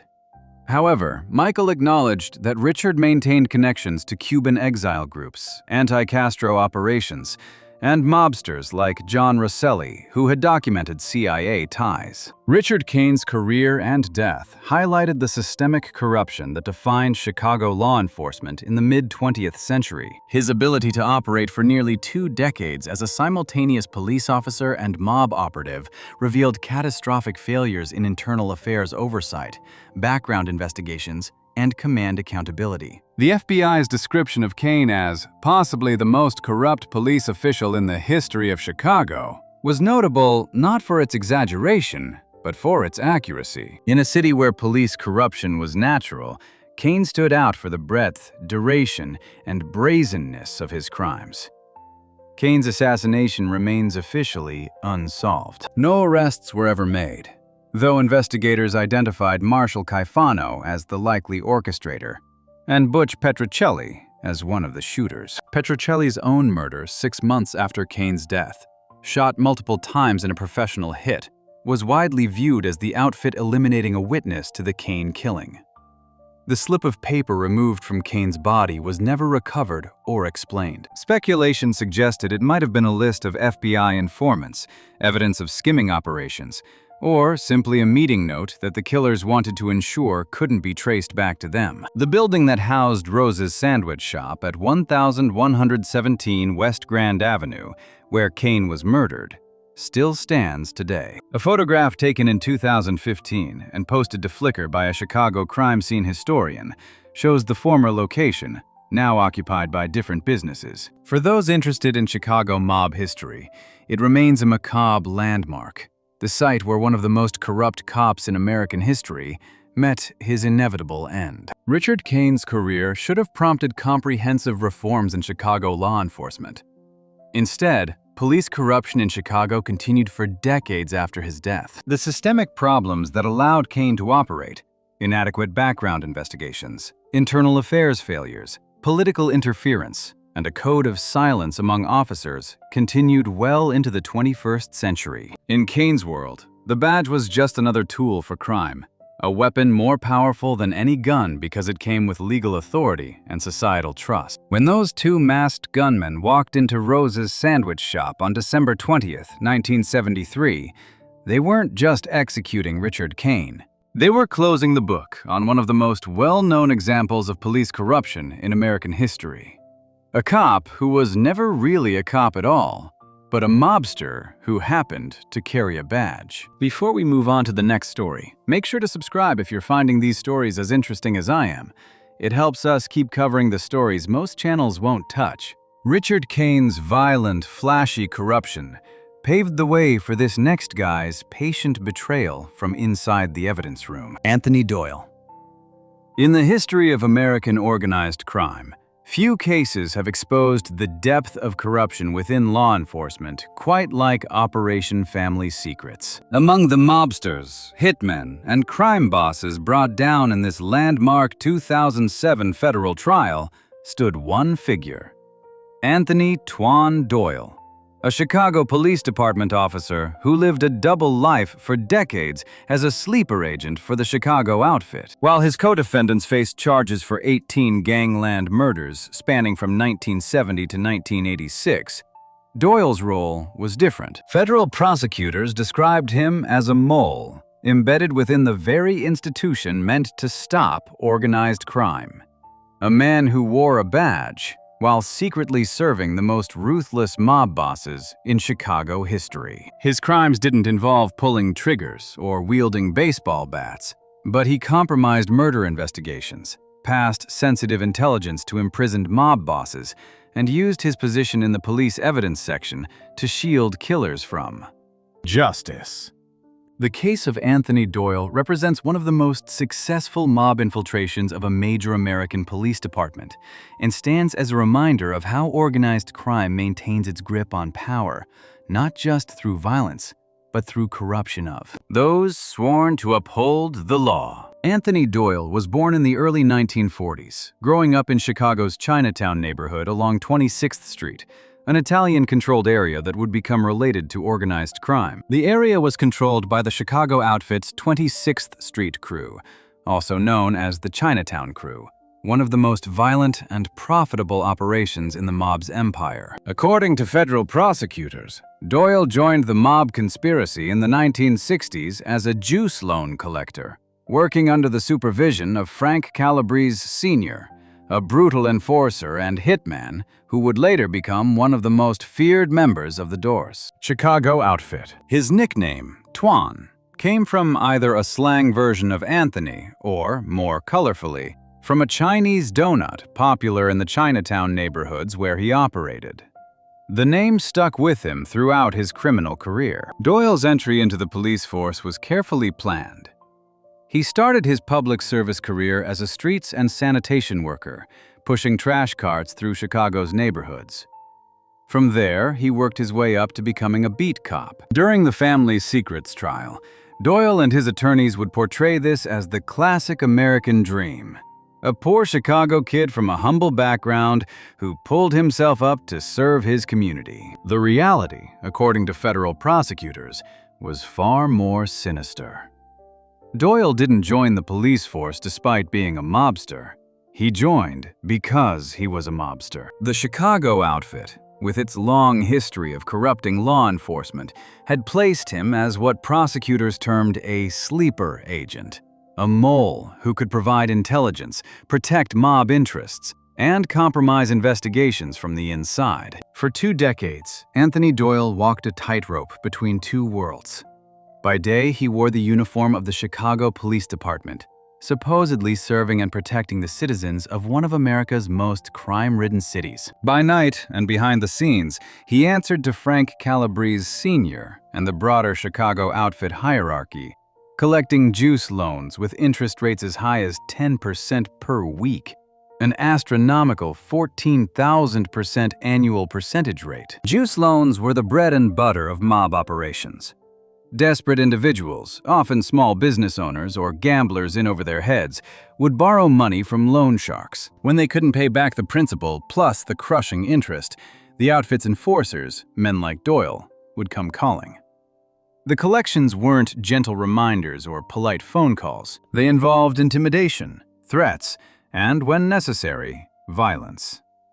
Doyle moonlighted as an enforcer, a street tax collector who ensured that businesses operating in outfit territory paid their tribute. The Chicago outfit's 26th Street crew, which Doyle served, was overseen by Angelo J. "The Hook" La Pietra, a capo who ran operations out of the old neighborhood Italian-American club. Under La Pietra's command, the crew engaged in illegal gambling, loan sharking, extortion, and murder.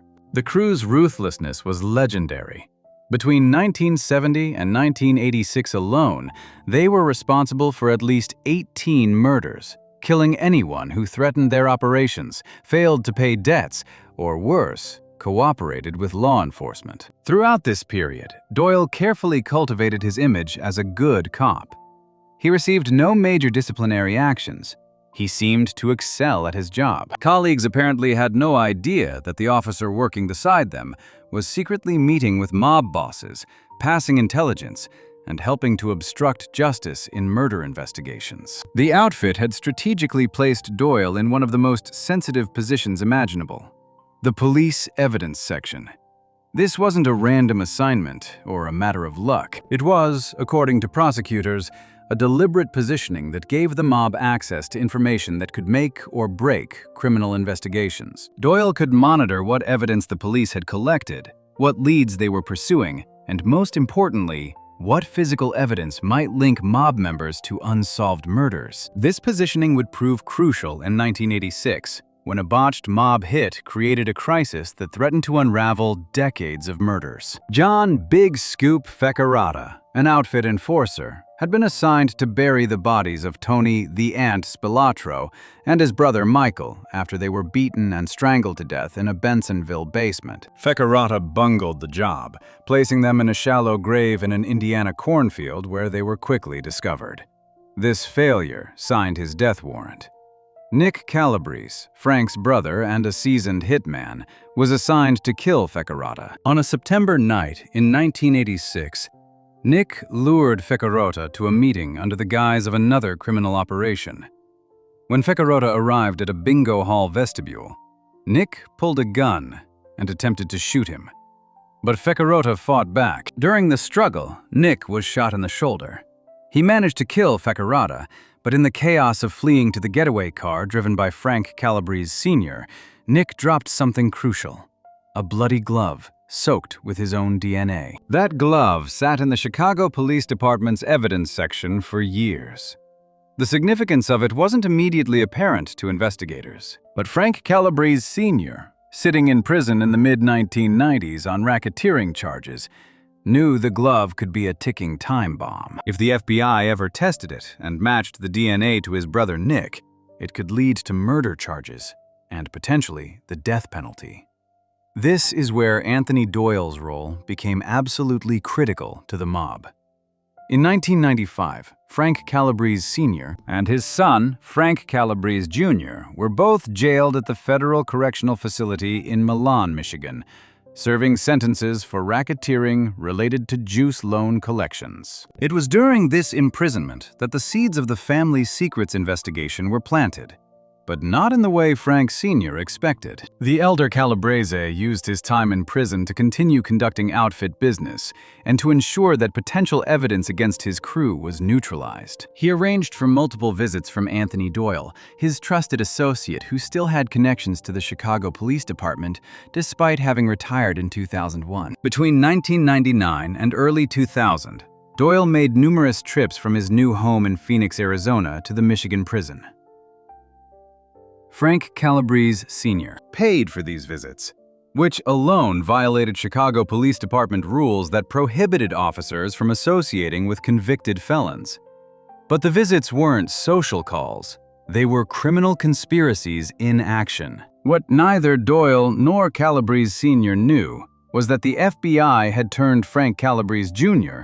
into an informant. The younger Calabrese, fed up with his father's brutal control and violent lifestyle, had reached out to the FBI with a handwritten letter offering to help build a case against his own father. Starting in 1998, Frank Jr. wore a wire hidden in a portable Walkman tape player during exercise periods in the prison yard, recording his father as he reminisced about mob business, murders, and criminal operations. These recordings would prove devastating. During these taped conversations, Frank Sr. discussed the bloody glove left at the Fecarata murder scene, evidence that could link his brother Nick to the killing. Frank Sr. explained to his son the critical importance of this piece of evidence and his efforts to deal with it through his contacts in the police department. During Doyle's prison visits, which the FBI secretly recorded, the conversations turned to police business, specifically the status of the bloody glove. Doyle, leveraging his former position and ongoing connections within the department, accessed the Chicago Police Department's evidence computer system. He pulled up information about the glove and reported back to Frank Calabrese Sr. on the FBI's interest in this crucial piece of evidence. This wasn't passive information sharing.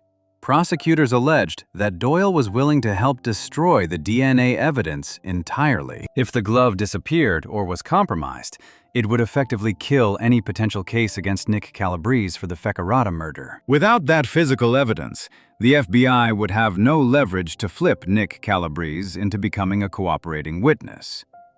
Doyle's actions as a mob messenger weren't limited to the glove investigation. According to trial evidence, he regularly passed outfit-related messages between imprisoned mob bosses and their underlings operating on the streets. He acted as a conduit for orders, information, and intelligence, all while either still wearing a badge or maintaining the protective cover of his police pension and reputation. The scope of Doyle's betrayal extended to street-level criminal activity as well. Testimony revealed that he continued collecting juice loans well into his time as a police officer. He enforced street tax collections, extortion payments that businesses were forced to pay for the privilege of operating in outfit-controlled territory. These weren't victimless financial crimes. The street tax collections were backed by the implicit threat of violence. Business owners who refused to pay could face property damage, physical assault, or worse. Federal prosecutors would later argue that Doyle had been an active participant in the racketeering conspiracy since the 1960s, a staggering 4 decades of criminal activity conducted while holding public office. The government's pre-sentencing motion laid out the evidence. The evidence at trial established that, as charged in the indictment, Doyle joined the charged conspiracy in the 1960s as a juice loan collector who was supervised by outfit street crew, boss and enforcer/hitman, Frank Calabrese Sr. The government would eventually determine that the criminal enterprise Doyle had participated in had generated at least $20,258,556 in ill-gotten gains from gambling, extortion, and loan sharking operations. And that conservative figure didn't even include all the juice loan profits, which prosecutors deemed too difficult to calculate. The unraveling of Anthony Doyle's decades-long criminal career began not with a police investigation into corruption, but with a family betrayal that would become one of the most significant turning points in the FBI's war against the Chicago outfit. In July 1998, while imprisoned at the Federal Correctional Facility in Milan, Michigan, Frank Calabrese Jr. composed a letter to the FBI. The message was stark and desperate. "This is no game. I feel I have to help keep this sick man locked up forever." The sick man he referred to was his own father, Frank Calabrese Sr., a brutal loan shark who strangled victims with a rope before slitting their throats to ensure they were dead. FBI agents equipped Frank Jr. with a recording device hidden in a Walkman cassette player.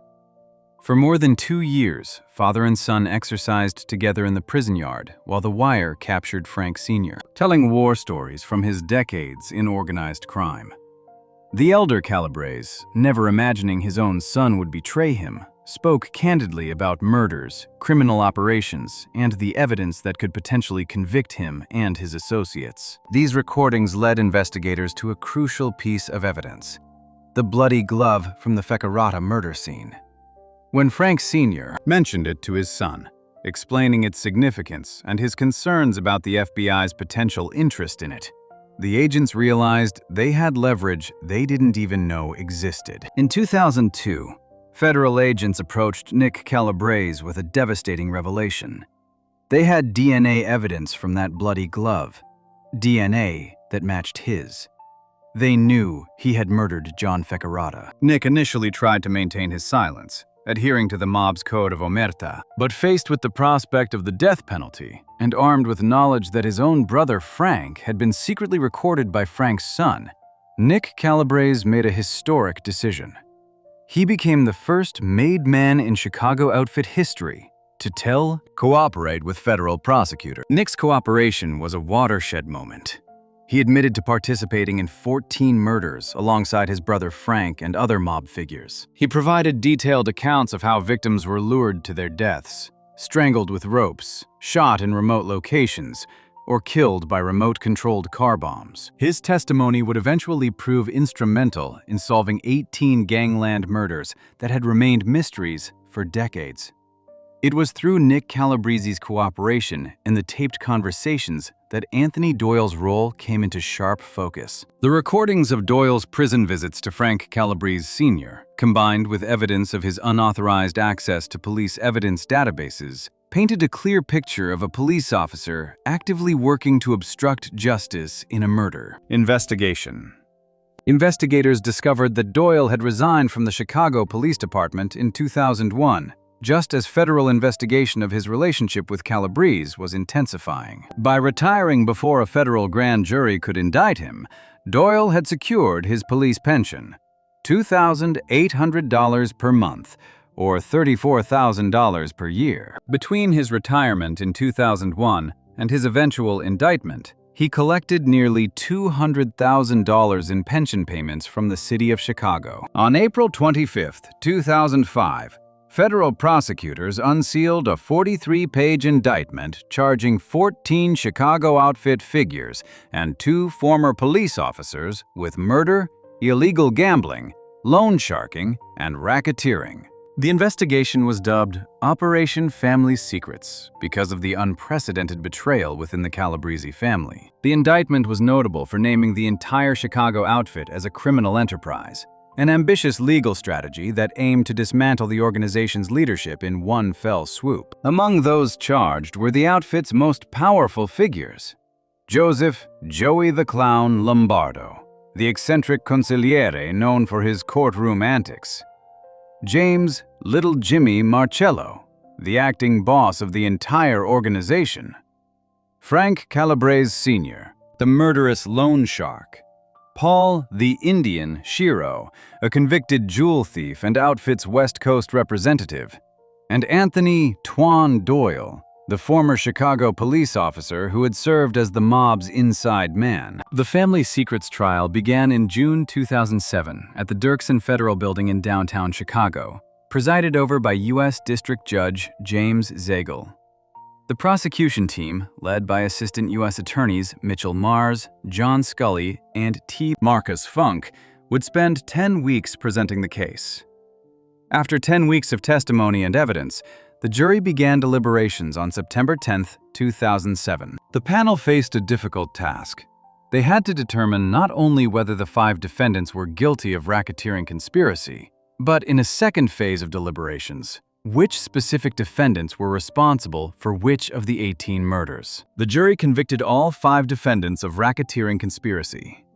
In the murder deliberations, the panel found Frank Calabrese Sr. responsible for 13 murders, Joey Lombardo for the 1974 murder of government witness Daniel Seifert, and James Marcello for his role in the Spilatro brothers' murders, among others. Doyle was the only defendant not charged with direct involvement in any of the murders. However, his conviction on racketeering conspiracy meant he could still face significant prison time for his role in facilitating the criminal enterprise that committed those killings. The sentencing phase of the family secrets case stretched from late 2008 into March 2009. Anthony Doyle was scheduled to be sentenced first, but the proceedings were delayed multiple times as defense attorneys sought more time to prepare, and as Doyle's legal team made increasingly desperate motions for leniency. In December 2008, having spent more than a year in federal custody awaiting sentencing, Doyle's attorneys filed a motion asking for his immediate release. They argued he had been punished enough by his time in jail and should be freed on supervised release. The defense also requested that Doyle's police pension, which had been providing $30,000 per year to support his wife, not be forfeited. Doyle claimed he deserved consideration because of his impoverished upbringing and his vulnerability to abuse in prison due to his status as a former police officer. Judge Zagel denied these motions. In a separate filing, Doyle's attorneys requested a delay so a psychiatrist could examine him, but Zagel rejected this as well, noting that the request was untimely and that all the facts cited should have been known months or even years earlier. On March 12, 2009, Anthony Doyle appeared before Judge Zagel for sentencing.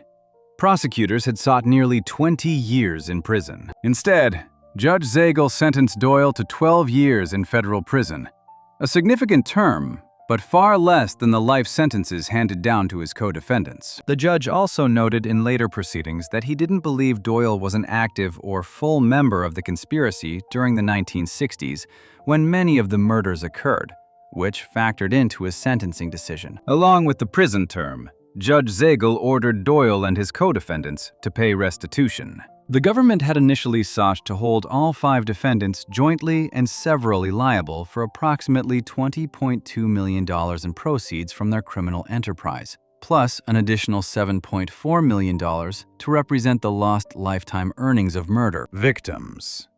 However, Zagel let Doyle off the hook for most of the restitution related to the murders, reasoning that those killings occurred before his full participation in the conspiracy could be definitively established. Following his sentencing, Anthony Doyle was handed over to federal custody to serve his 12-year prison term. His co-defendants fared far worse.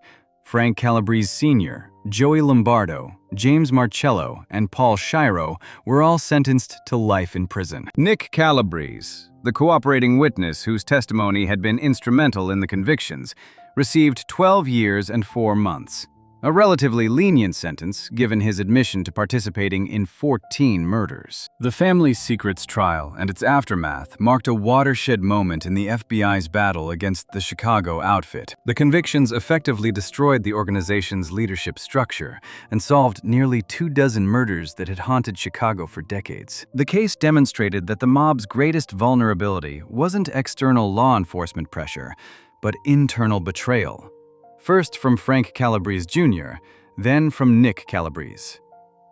Frank Calabrese Sr. died in federal custody on December 25, 2012, at the age of 75, while serving his life sentence at the Federal Medical Center in Butner, North Carolina. Joey the Clown Lombardo died in October 2019 at age 90, while serving his life sentence at a Colorado Supermax facility.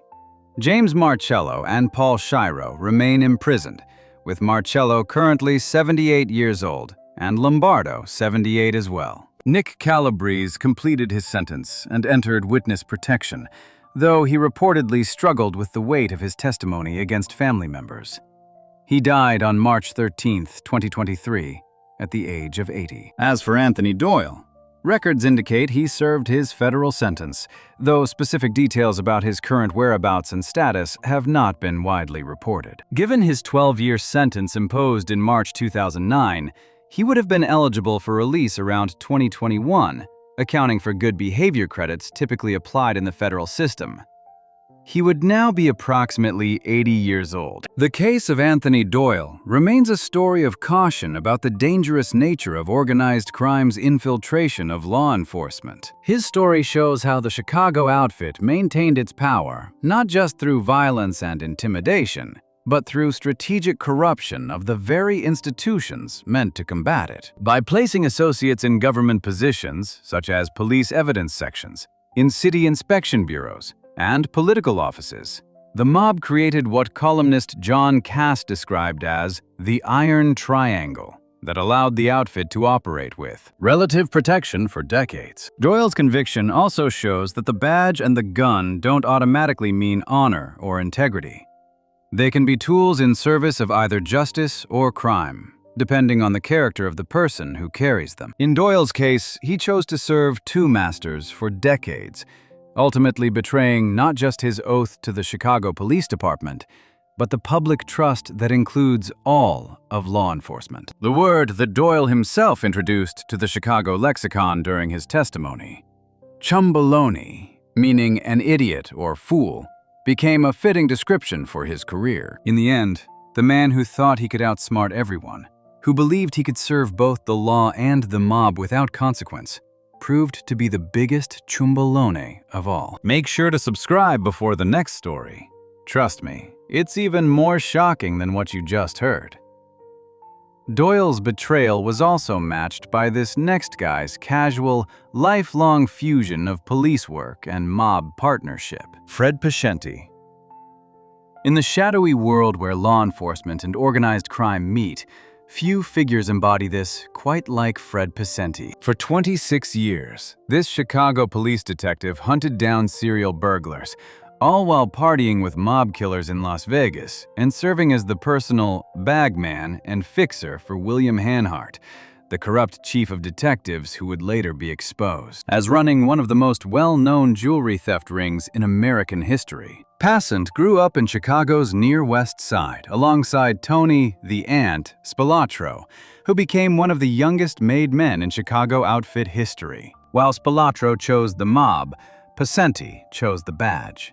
But he never completely left his criminal roots behind. By the time federal prosecutors caught up with him in 1994, Pescenti had participated in a nationwide insurance fraud conspiracy that netted hundreds of thousands of dollars. His conviction cost him his freedom, nearly cost him his pension, and earned him the rare distinction of being added to Nevada's notorious Black Book, the list of just over 30 people permanently banned from every casino in the state. He became one of only a handful of police officers in American history to receive this designation, joining the likes of Sam Giancana and his childhood friend, Tony Spilatro. Fred Pescenti's tale is not one of a monster, but of a man who saw opportunity on both sides of the law and spent decades taking advantage of both. Fred Pescenti was born in 1942 in Chicago's Near West Side, an Italian neighborhood centered around Grand Avenue and Taylor Street that would produce some of the most notorious organized crime figures in American history. This was the heart of Chicago outfit territory,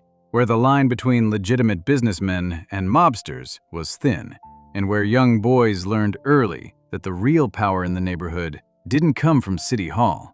It came from the social clubs, where tough guys gathered to play cards and plan their scores. The Near West Side in the 1940s and 1950s was a place where poverty and ambition met. Pescenti grew up in this environment alongside future mob legends. His closest childhood friend was a short, hot-tempered kid named Anthony Spilatro, Tony to his friends, the Ant to law enforcement, and later, the inspiration for one of cinema's most memorable mob characters. While Fred and Tony ran through the neighborhood streets as kids, they were already being noticed by the men who mattered in the outfit. One of those men was William Hanhart, a young Chicago police officer who would eventually rise to become chief of detectives. His job was to provide intelligence, protect outfit interests, and occasionally rough up people who needed to be taught a lesson.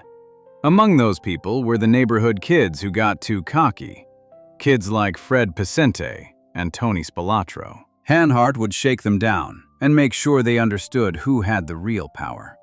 These encounters left an impression on both boys, but in very different ways. For Spilatro, It built a dislike for the law and a determination to become so powerful that cops like Hanhart would one day answer to him. For Pacenti, it planted a seed of a different idea. Why choose between being a cop and being a crook when Chicago's culture of corruption could let you be both? Pacenti was drafted into the Army during the Vietnam War era, though he received an early discharge when he was accepted to join the Chicago Police Department. This wasn't unusual. The city needed cops, and military service was considered excellent preparation for police work. Pacenti joined the CPD in the late 1960s, during one of the most troublesome periods in Chicago history. The 1968 Democratic National Convention brought anti-Vietnam War protesters to the city by the thousands, and the resulting clashes between police and demonstrators shocked the nation. The images of cops beating protesters in Grant Park and Michigan Avenue became symbols of a divided America. Pacenti, a new recruit at the time, was on the front lines of what many called a police riot. Years later, in his memoir, Pacenti would dispute the historical narrative that blamed police for the violence. He maintained that protesters had attacked officers for 3 days before Mayor Richard J. Daley finally gave the order to fight back. Whether one accepts his version of events or not, one thing was clear. Pacenti had learned early that the truth in Chicago was often a matter of perspective, and that official narratives could be massaged to serve whoever held power. Despite, or perhaps because of, his connections to organized crime figures from his childhood, Pacenti came to the attention of William Hanhart. The same cop who had once roughed him up as a street kid now saw value in the young officer. Hanhart took Pacenti under his wing, recognizing that the detective's lifelong relationships with outfit members could be useful. Pacenti became Hanhart's fixer and bagman, the man who carried money, delivered messages, and smoothed over problems for his corrupt superior. At the same time, Pacenti was doing legitimate police work. He received commendations for breaking up a rape in progress. He was featured in Gay Life magazine for apprehending a predator who had been drugging and robbing gay men across multiple cities. He tracked down a prolific North Side burglar who had eluded capture for months. His arrest record was solid, his closure rate respectable. Colleagues who worked with him genuinely respected his investigative skills. But all the while, Pacenti maintained his friendships with the outfit. Tony Spilatro, now running the Chicago Mob's Las Vegas operations, remained his close friend. Pacenti made frequent trips to Vegas, where Spilatro treated him to the full VIP experience. Luxury suites, the best tables at restaurants, and introductions to other wise guys. And during those trips, Pacenti learned something valuable: how to rob the casinos. Fred Pacenti's double life operated on a simple principle. Opportunity was everywhere if you knew where to look. Throughout the 1970s and into the 1980s, Pacenti's criminal activities expanded beyond simple corruption. While serving as William Hanhart's right-hand man, he participated in various schemes that leveraged his badge for criminal profit. His role as Hanhart's bagman meant he was collecting payoffs from bookmakers, loan sharks, and other criminals who paid for police protection. These weren't small-time operators. They were established members of the outfit's gambling and loan sharking operations. And the protection money they paid ensured that raids conveniently avoided their establishments, and that investigations, somehow, never gained attention. His frequent trips to Las Vegas with Tony Spilatro opened another avenue for criminal activity.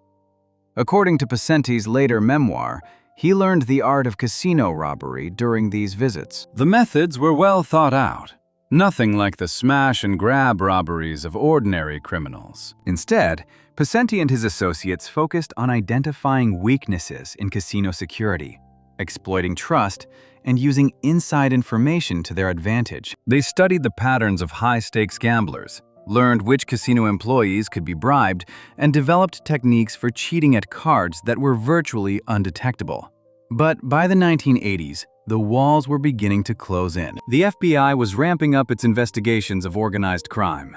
William Hanhart's jewelry theft operation was drawing federal attention, though it would be years before prosecutors would build a case against him. More immediately dangerous for Pacenti was his involvement in what federal prosecutors would later describe as a massive, nationwide insurance fraud conspiracy. The insurance fraud scheme that would ultimately bring down Fred Pesenti was elegant in its simplicity and audacious in its scope. At the center of it was a man named David Balog Jr., a professional con artist from a family of con artists who specialized in staging accidents and filing false insurance claims. Balog came from what prosecutors called a gypsy family, not in the ethnic sense, but in the sense that they moved from city to city, state to state, running scams and disappearing before authorities could catch up with them. Balog's operation worked like this.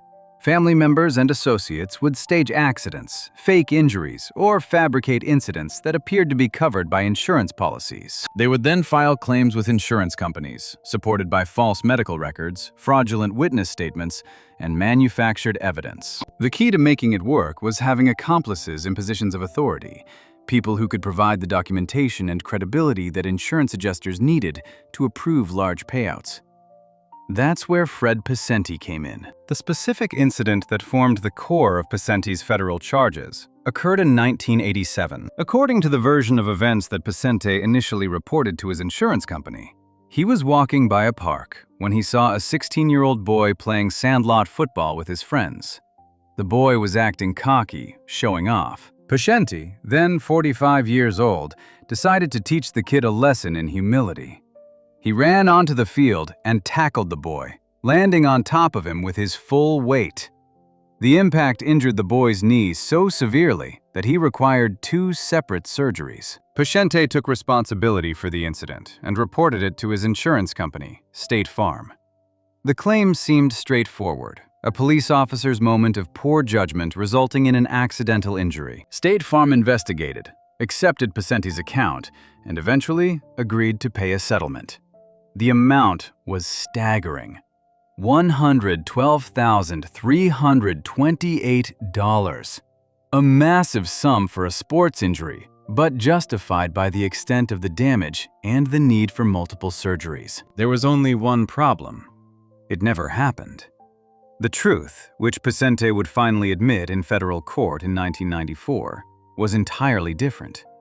The boy had injured his knee playing football, but Pesenti had nothing to do with it. Instead, David Balog Jr. had concocted the entire story. Balog posed as the boy's uncle and negotiated the settlement with insurance adjusters, using Pesenti's name, position, and reputation as a Chicago police detective to add credibility to the claim. Pesenti's role was to provide the official police report and to verify the story if questioned. In exchange, he received a portion of the $112,328 settlement, a significant payday for simply lending his badge to a lie. But this was just one of 7 fraudulent insurance claims that Pesenti would eventually admit to participating in.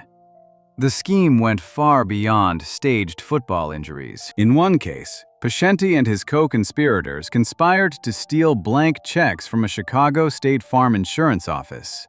They cashed $60,000 worth of these checks, with Pesenti receiving approximately $10,000 as his share. In another case, Pesenti used his position as a police officer to assign himself as the investigating officer in phony accident cases, giving him control over the official reports and allowing him to steer the investigations away from anything that might expose the fraud. The scheme finally began to unravel in 1993, when the FBI cracked another national insurance fraud ring that specialized in staging car wrecks and slip-and-fall accidents.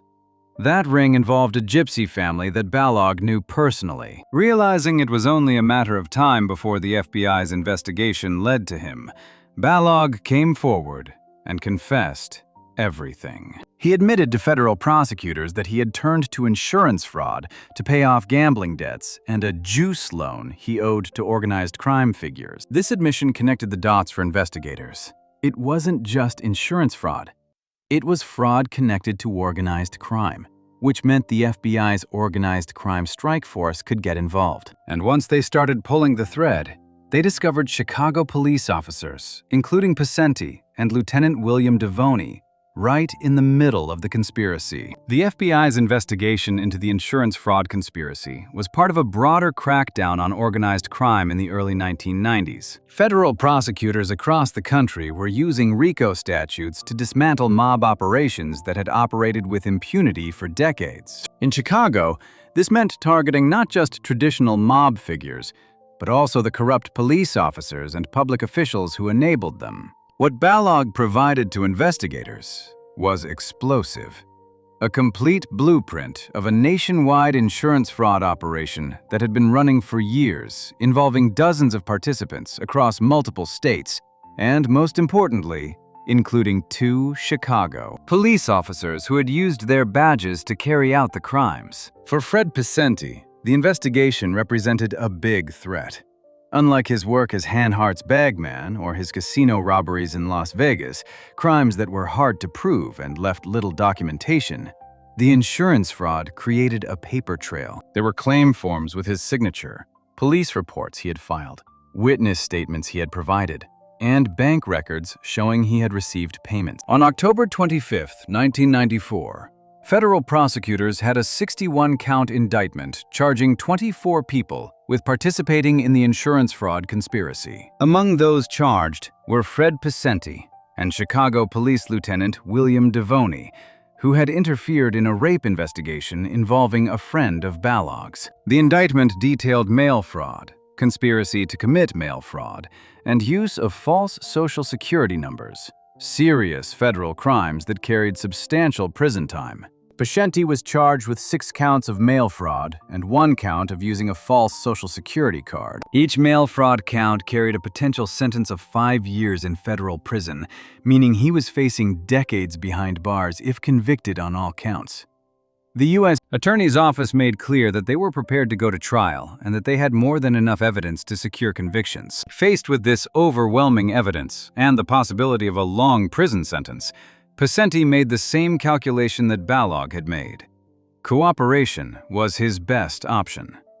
In 1994, he entered into a plea agreement with federal prosecutors. Under the terms of the deal, Picenti agreed to plead guilty to 1 count of mail fraud and to testify against his co-conspirators. In exchange, 5 of the 6 original fraud counts against him would be dropped, along with the false Social Security card charge. On November 7, 1994, Picenti appeared in federal court for what was described as a hearing that stretched throughout the day.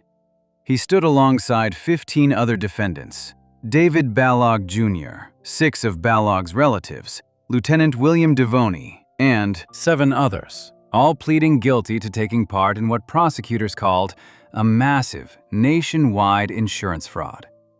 As part of his plea agreement, Picenti admitted to conspiring with friends to file false insurance claims totaling $175,400. He admitted to conspiring to steal blank checks from a State Farm insurance office and cashing $60,000 worth of them, receiving about $10,000 as his share. He admitted that during all of these incidents, he was a Chicago police detective actively using his position to facilitate the crimes.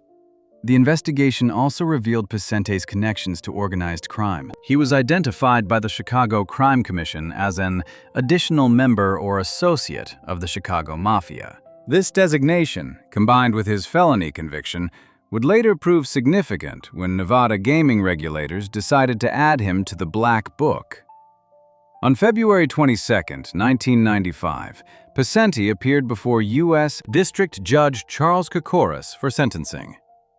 Based on his guilty plea to 1 count of mail fraud and his cooperation with prosecutors, the government recommended a sentence of 20 months in federal prison. This was substantially less than the decades he could have faced if convicted on all original charges, but it was still a significant period of incarceration that would end his career as a Chicago police officer. Judge Kokoris accepted the recommendation and sentenced Picenti to 20 months in federal prison. The judge also ordered restitution and initially imposed a fine of $235,400, designed to strip Picenti of his illegal gains and punish him financially for his crimes. However, due to what the court described as Picenti's inability to pay, this fine would later be dropped. Under Illinois state law, Public employees who are convicted of any felony relating to or arising out of or in connection with his services as a public employee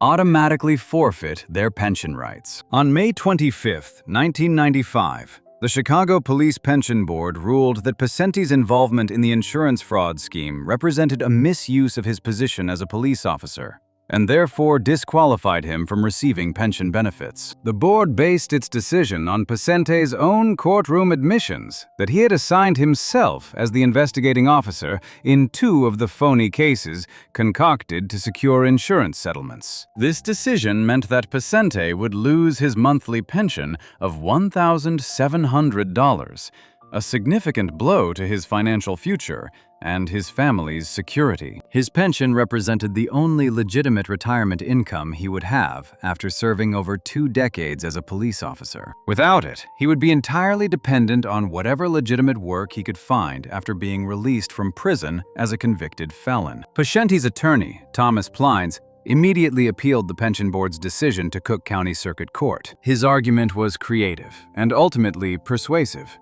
While Pesenti had admitted to using his position as a police officer to commit fraud, he had not actually pleaded guilty to that specific charge in his federal plea agreement. Instead, his guilty plea was limited to 1 count of mail fraud involving a false insurance claim filed in August 1992. Plines argued that his client was off duty at the time of that particular incident.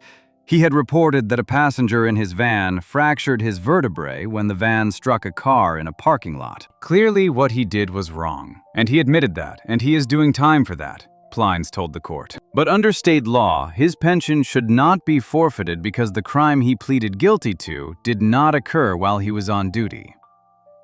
On November 27, 1995, Circuit Judge Lester Foreman issued his ruling. Despite expressing unease about the decision, Foreman ruled that state law and a March 1995 Illinois appellate court decision gave him little choice but to allow Pesenti to keep his pension. The judge found that because Pesenti had only pleaded guilty to a single count of mail fraud committed while off duty, and because his plea agreement did not explicitly include the charge of misusing his police position, the technical requirements for pension forfeiture under state law had not been met. The ruling was controversial and sparked renewed debate about whether public employees convicted of felonies should be able to collect pensions. Critics pointed out that Pesenti had clearly used his badge to facilitate the fraud scheme over a 7-year period, and that allowing him to keep his pension rewarded criminal behavior. Supporters of the decision argued that the law was the law, and that if legislators wanted to close this loophole,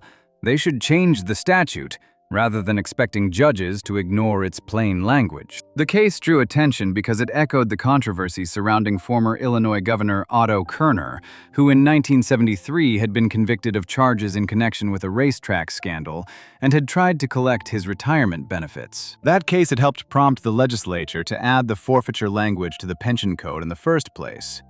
But as Pesenti's case demonstrated, clever plea bargaining could still circumvent the law's intent. With his pension secure, at least for the moment, Pesenti was remanded to federal custody to begin serving his 20-month sentence. He was sent to a minimum security federal prison camp, the type of facility often called a club fed by inmates because of its relatively relaxed conditions compared to higher security institutions. Fred Pesenti served 22 months in a minimum security federal prison facility, slightly longer than his initial 20-month sentence, due to standard calculations that include time served awaiting sentencing. For a man who had spent his entire adult life in law enforcement or involved in law enforcement-adjacent criminal activities, federal prison represented a dramatic fall from grace, but also, compared to many of his co-defendants and associates, a relatively soft landing. Pesenti served his time quietly and without incident.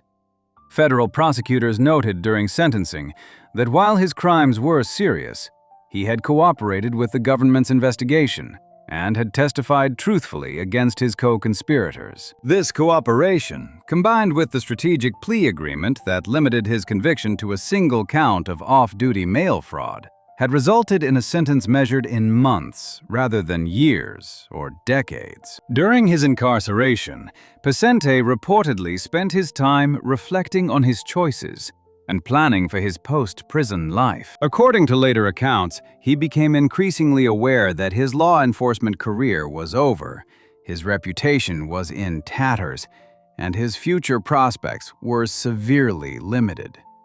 A felony conviction meant he could never work in law enforcement again. His connections to organized crime figures, once a source of pride and profit, were now a liability that would follow him for the rest of his life. The victims of Pesenti's insurance fraud were primarily insurance companies, which had paid out hundreds of thousands of dollars in fraudulent claims. While corporations are less sympathetic victims than individuals, the insurance fraud had real consequences. Those fraudulent payouts were built into premium costs, meaning that honest policyholders ultimately paid for Pesenti's crimes through higher rates. Additionally, the corruption of police reports and official documents undermined public trust in law enforcement, a harm that cannot be easily quantified but is nonetheless real and lasting. Following his release from federal prison in late 1996 or early 1997, Pesenti faced the challenge of rebuilding his life.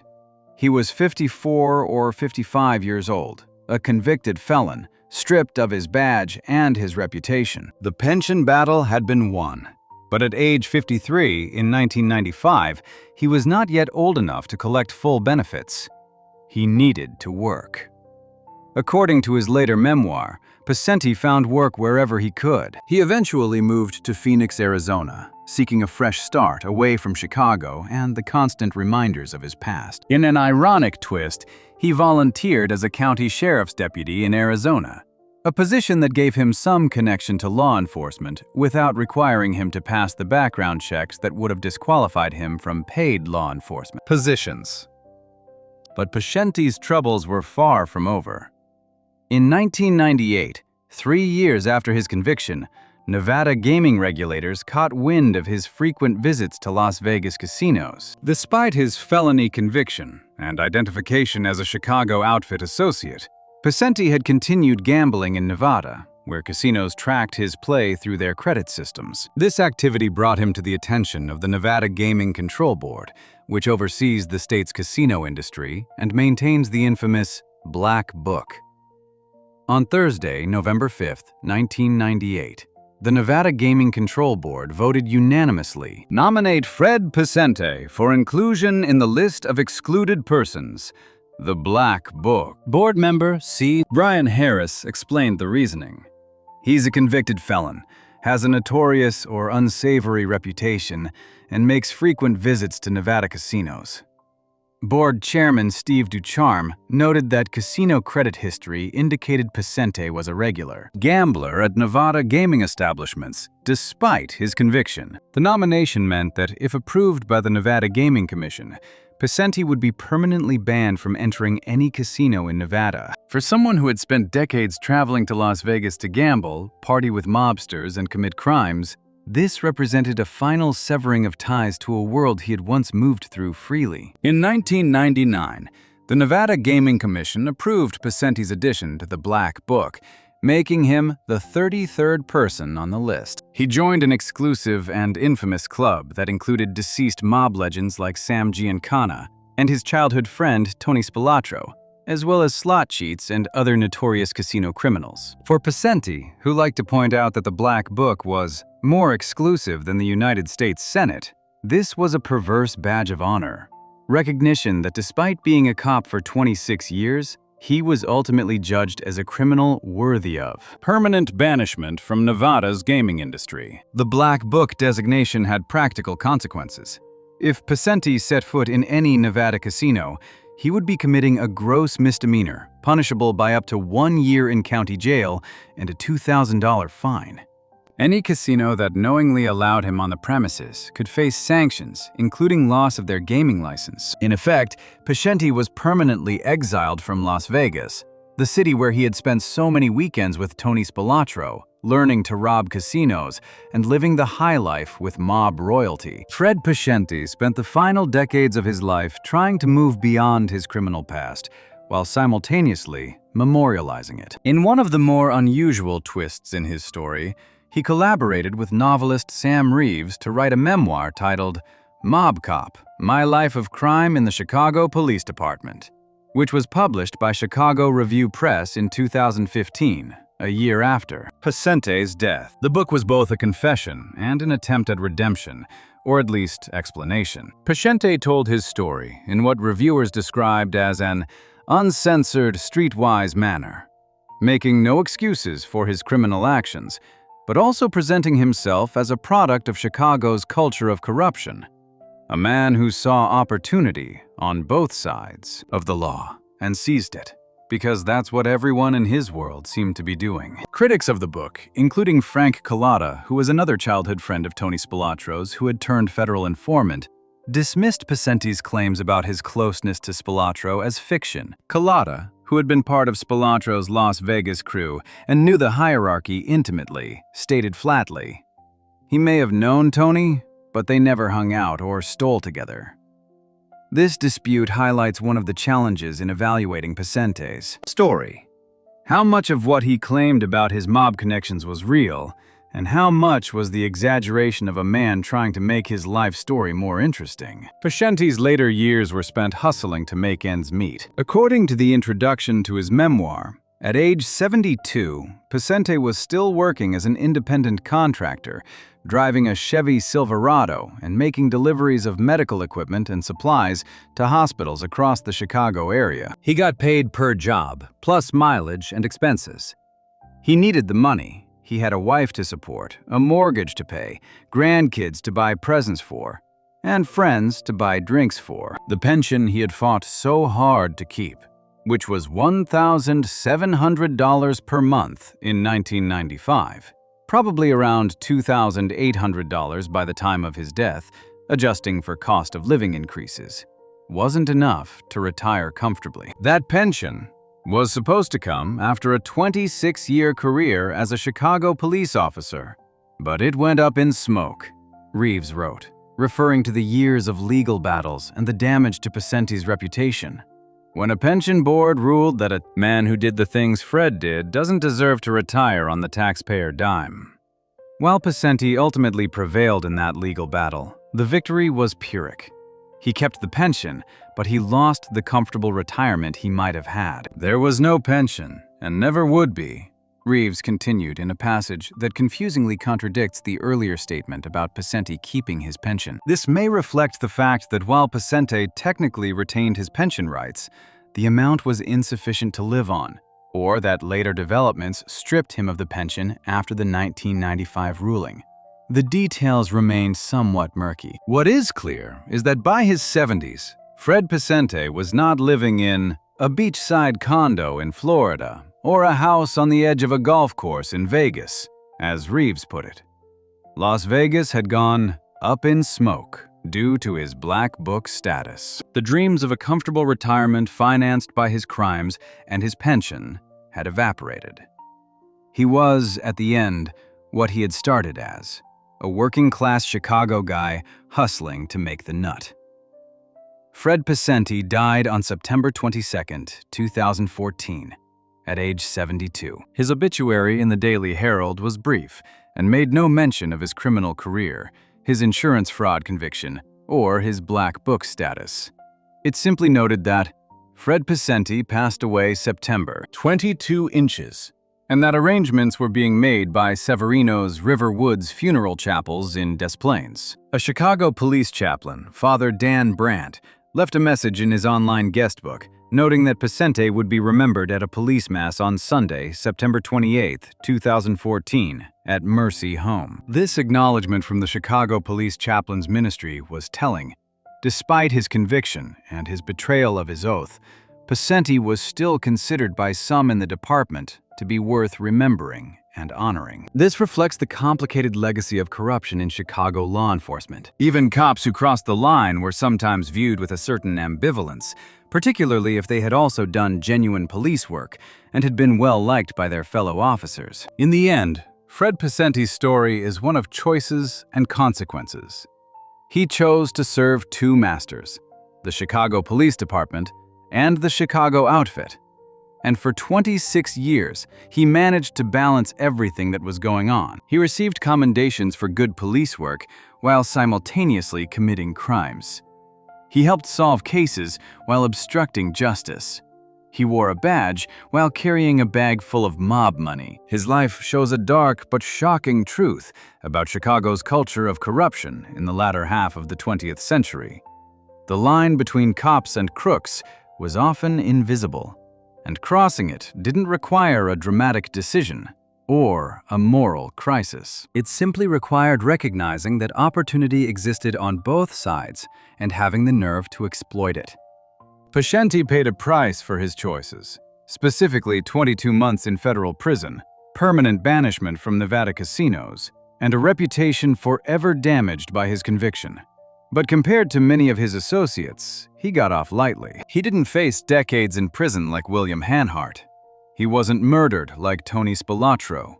He didn't die in poverty or obscurity. He lived into his 70s, wrote his memoir, and was mourned by family and friends who apparently believed there was more to Fred Pescenti than his crimes.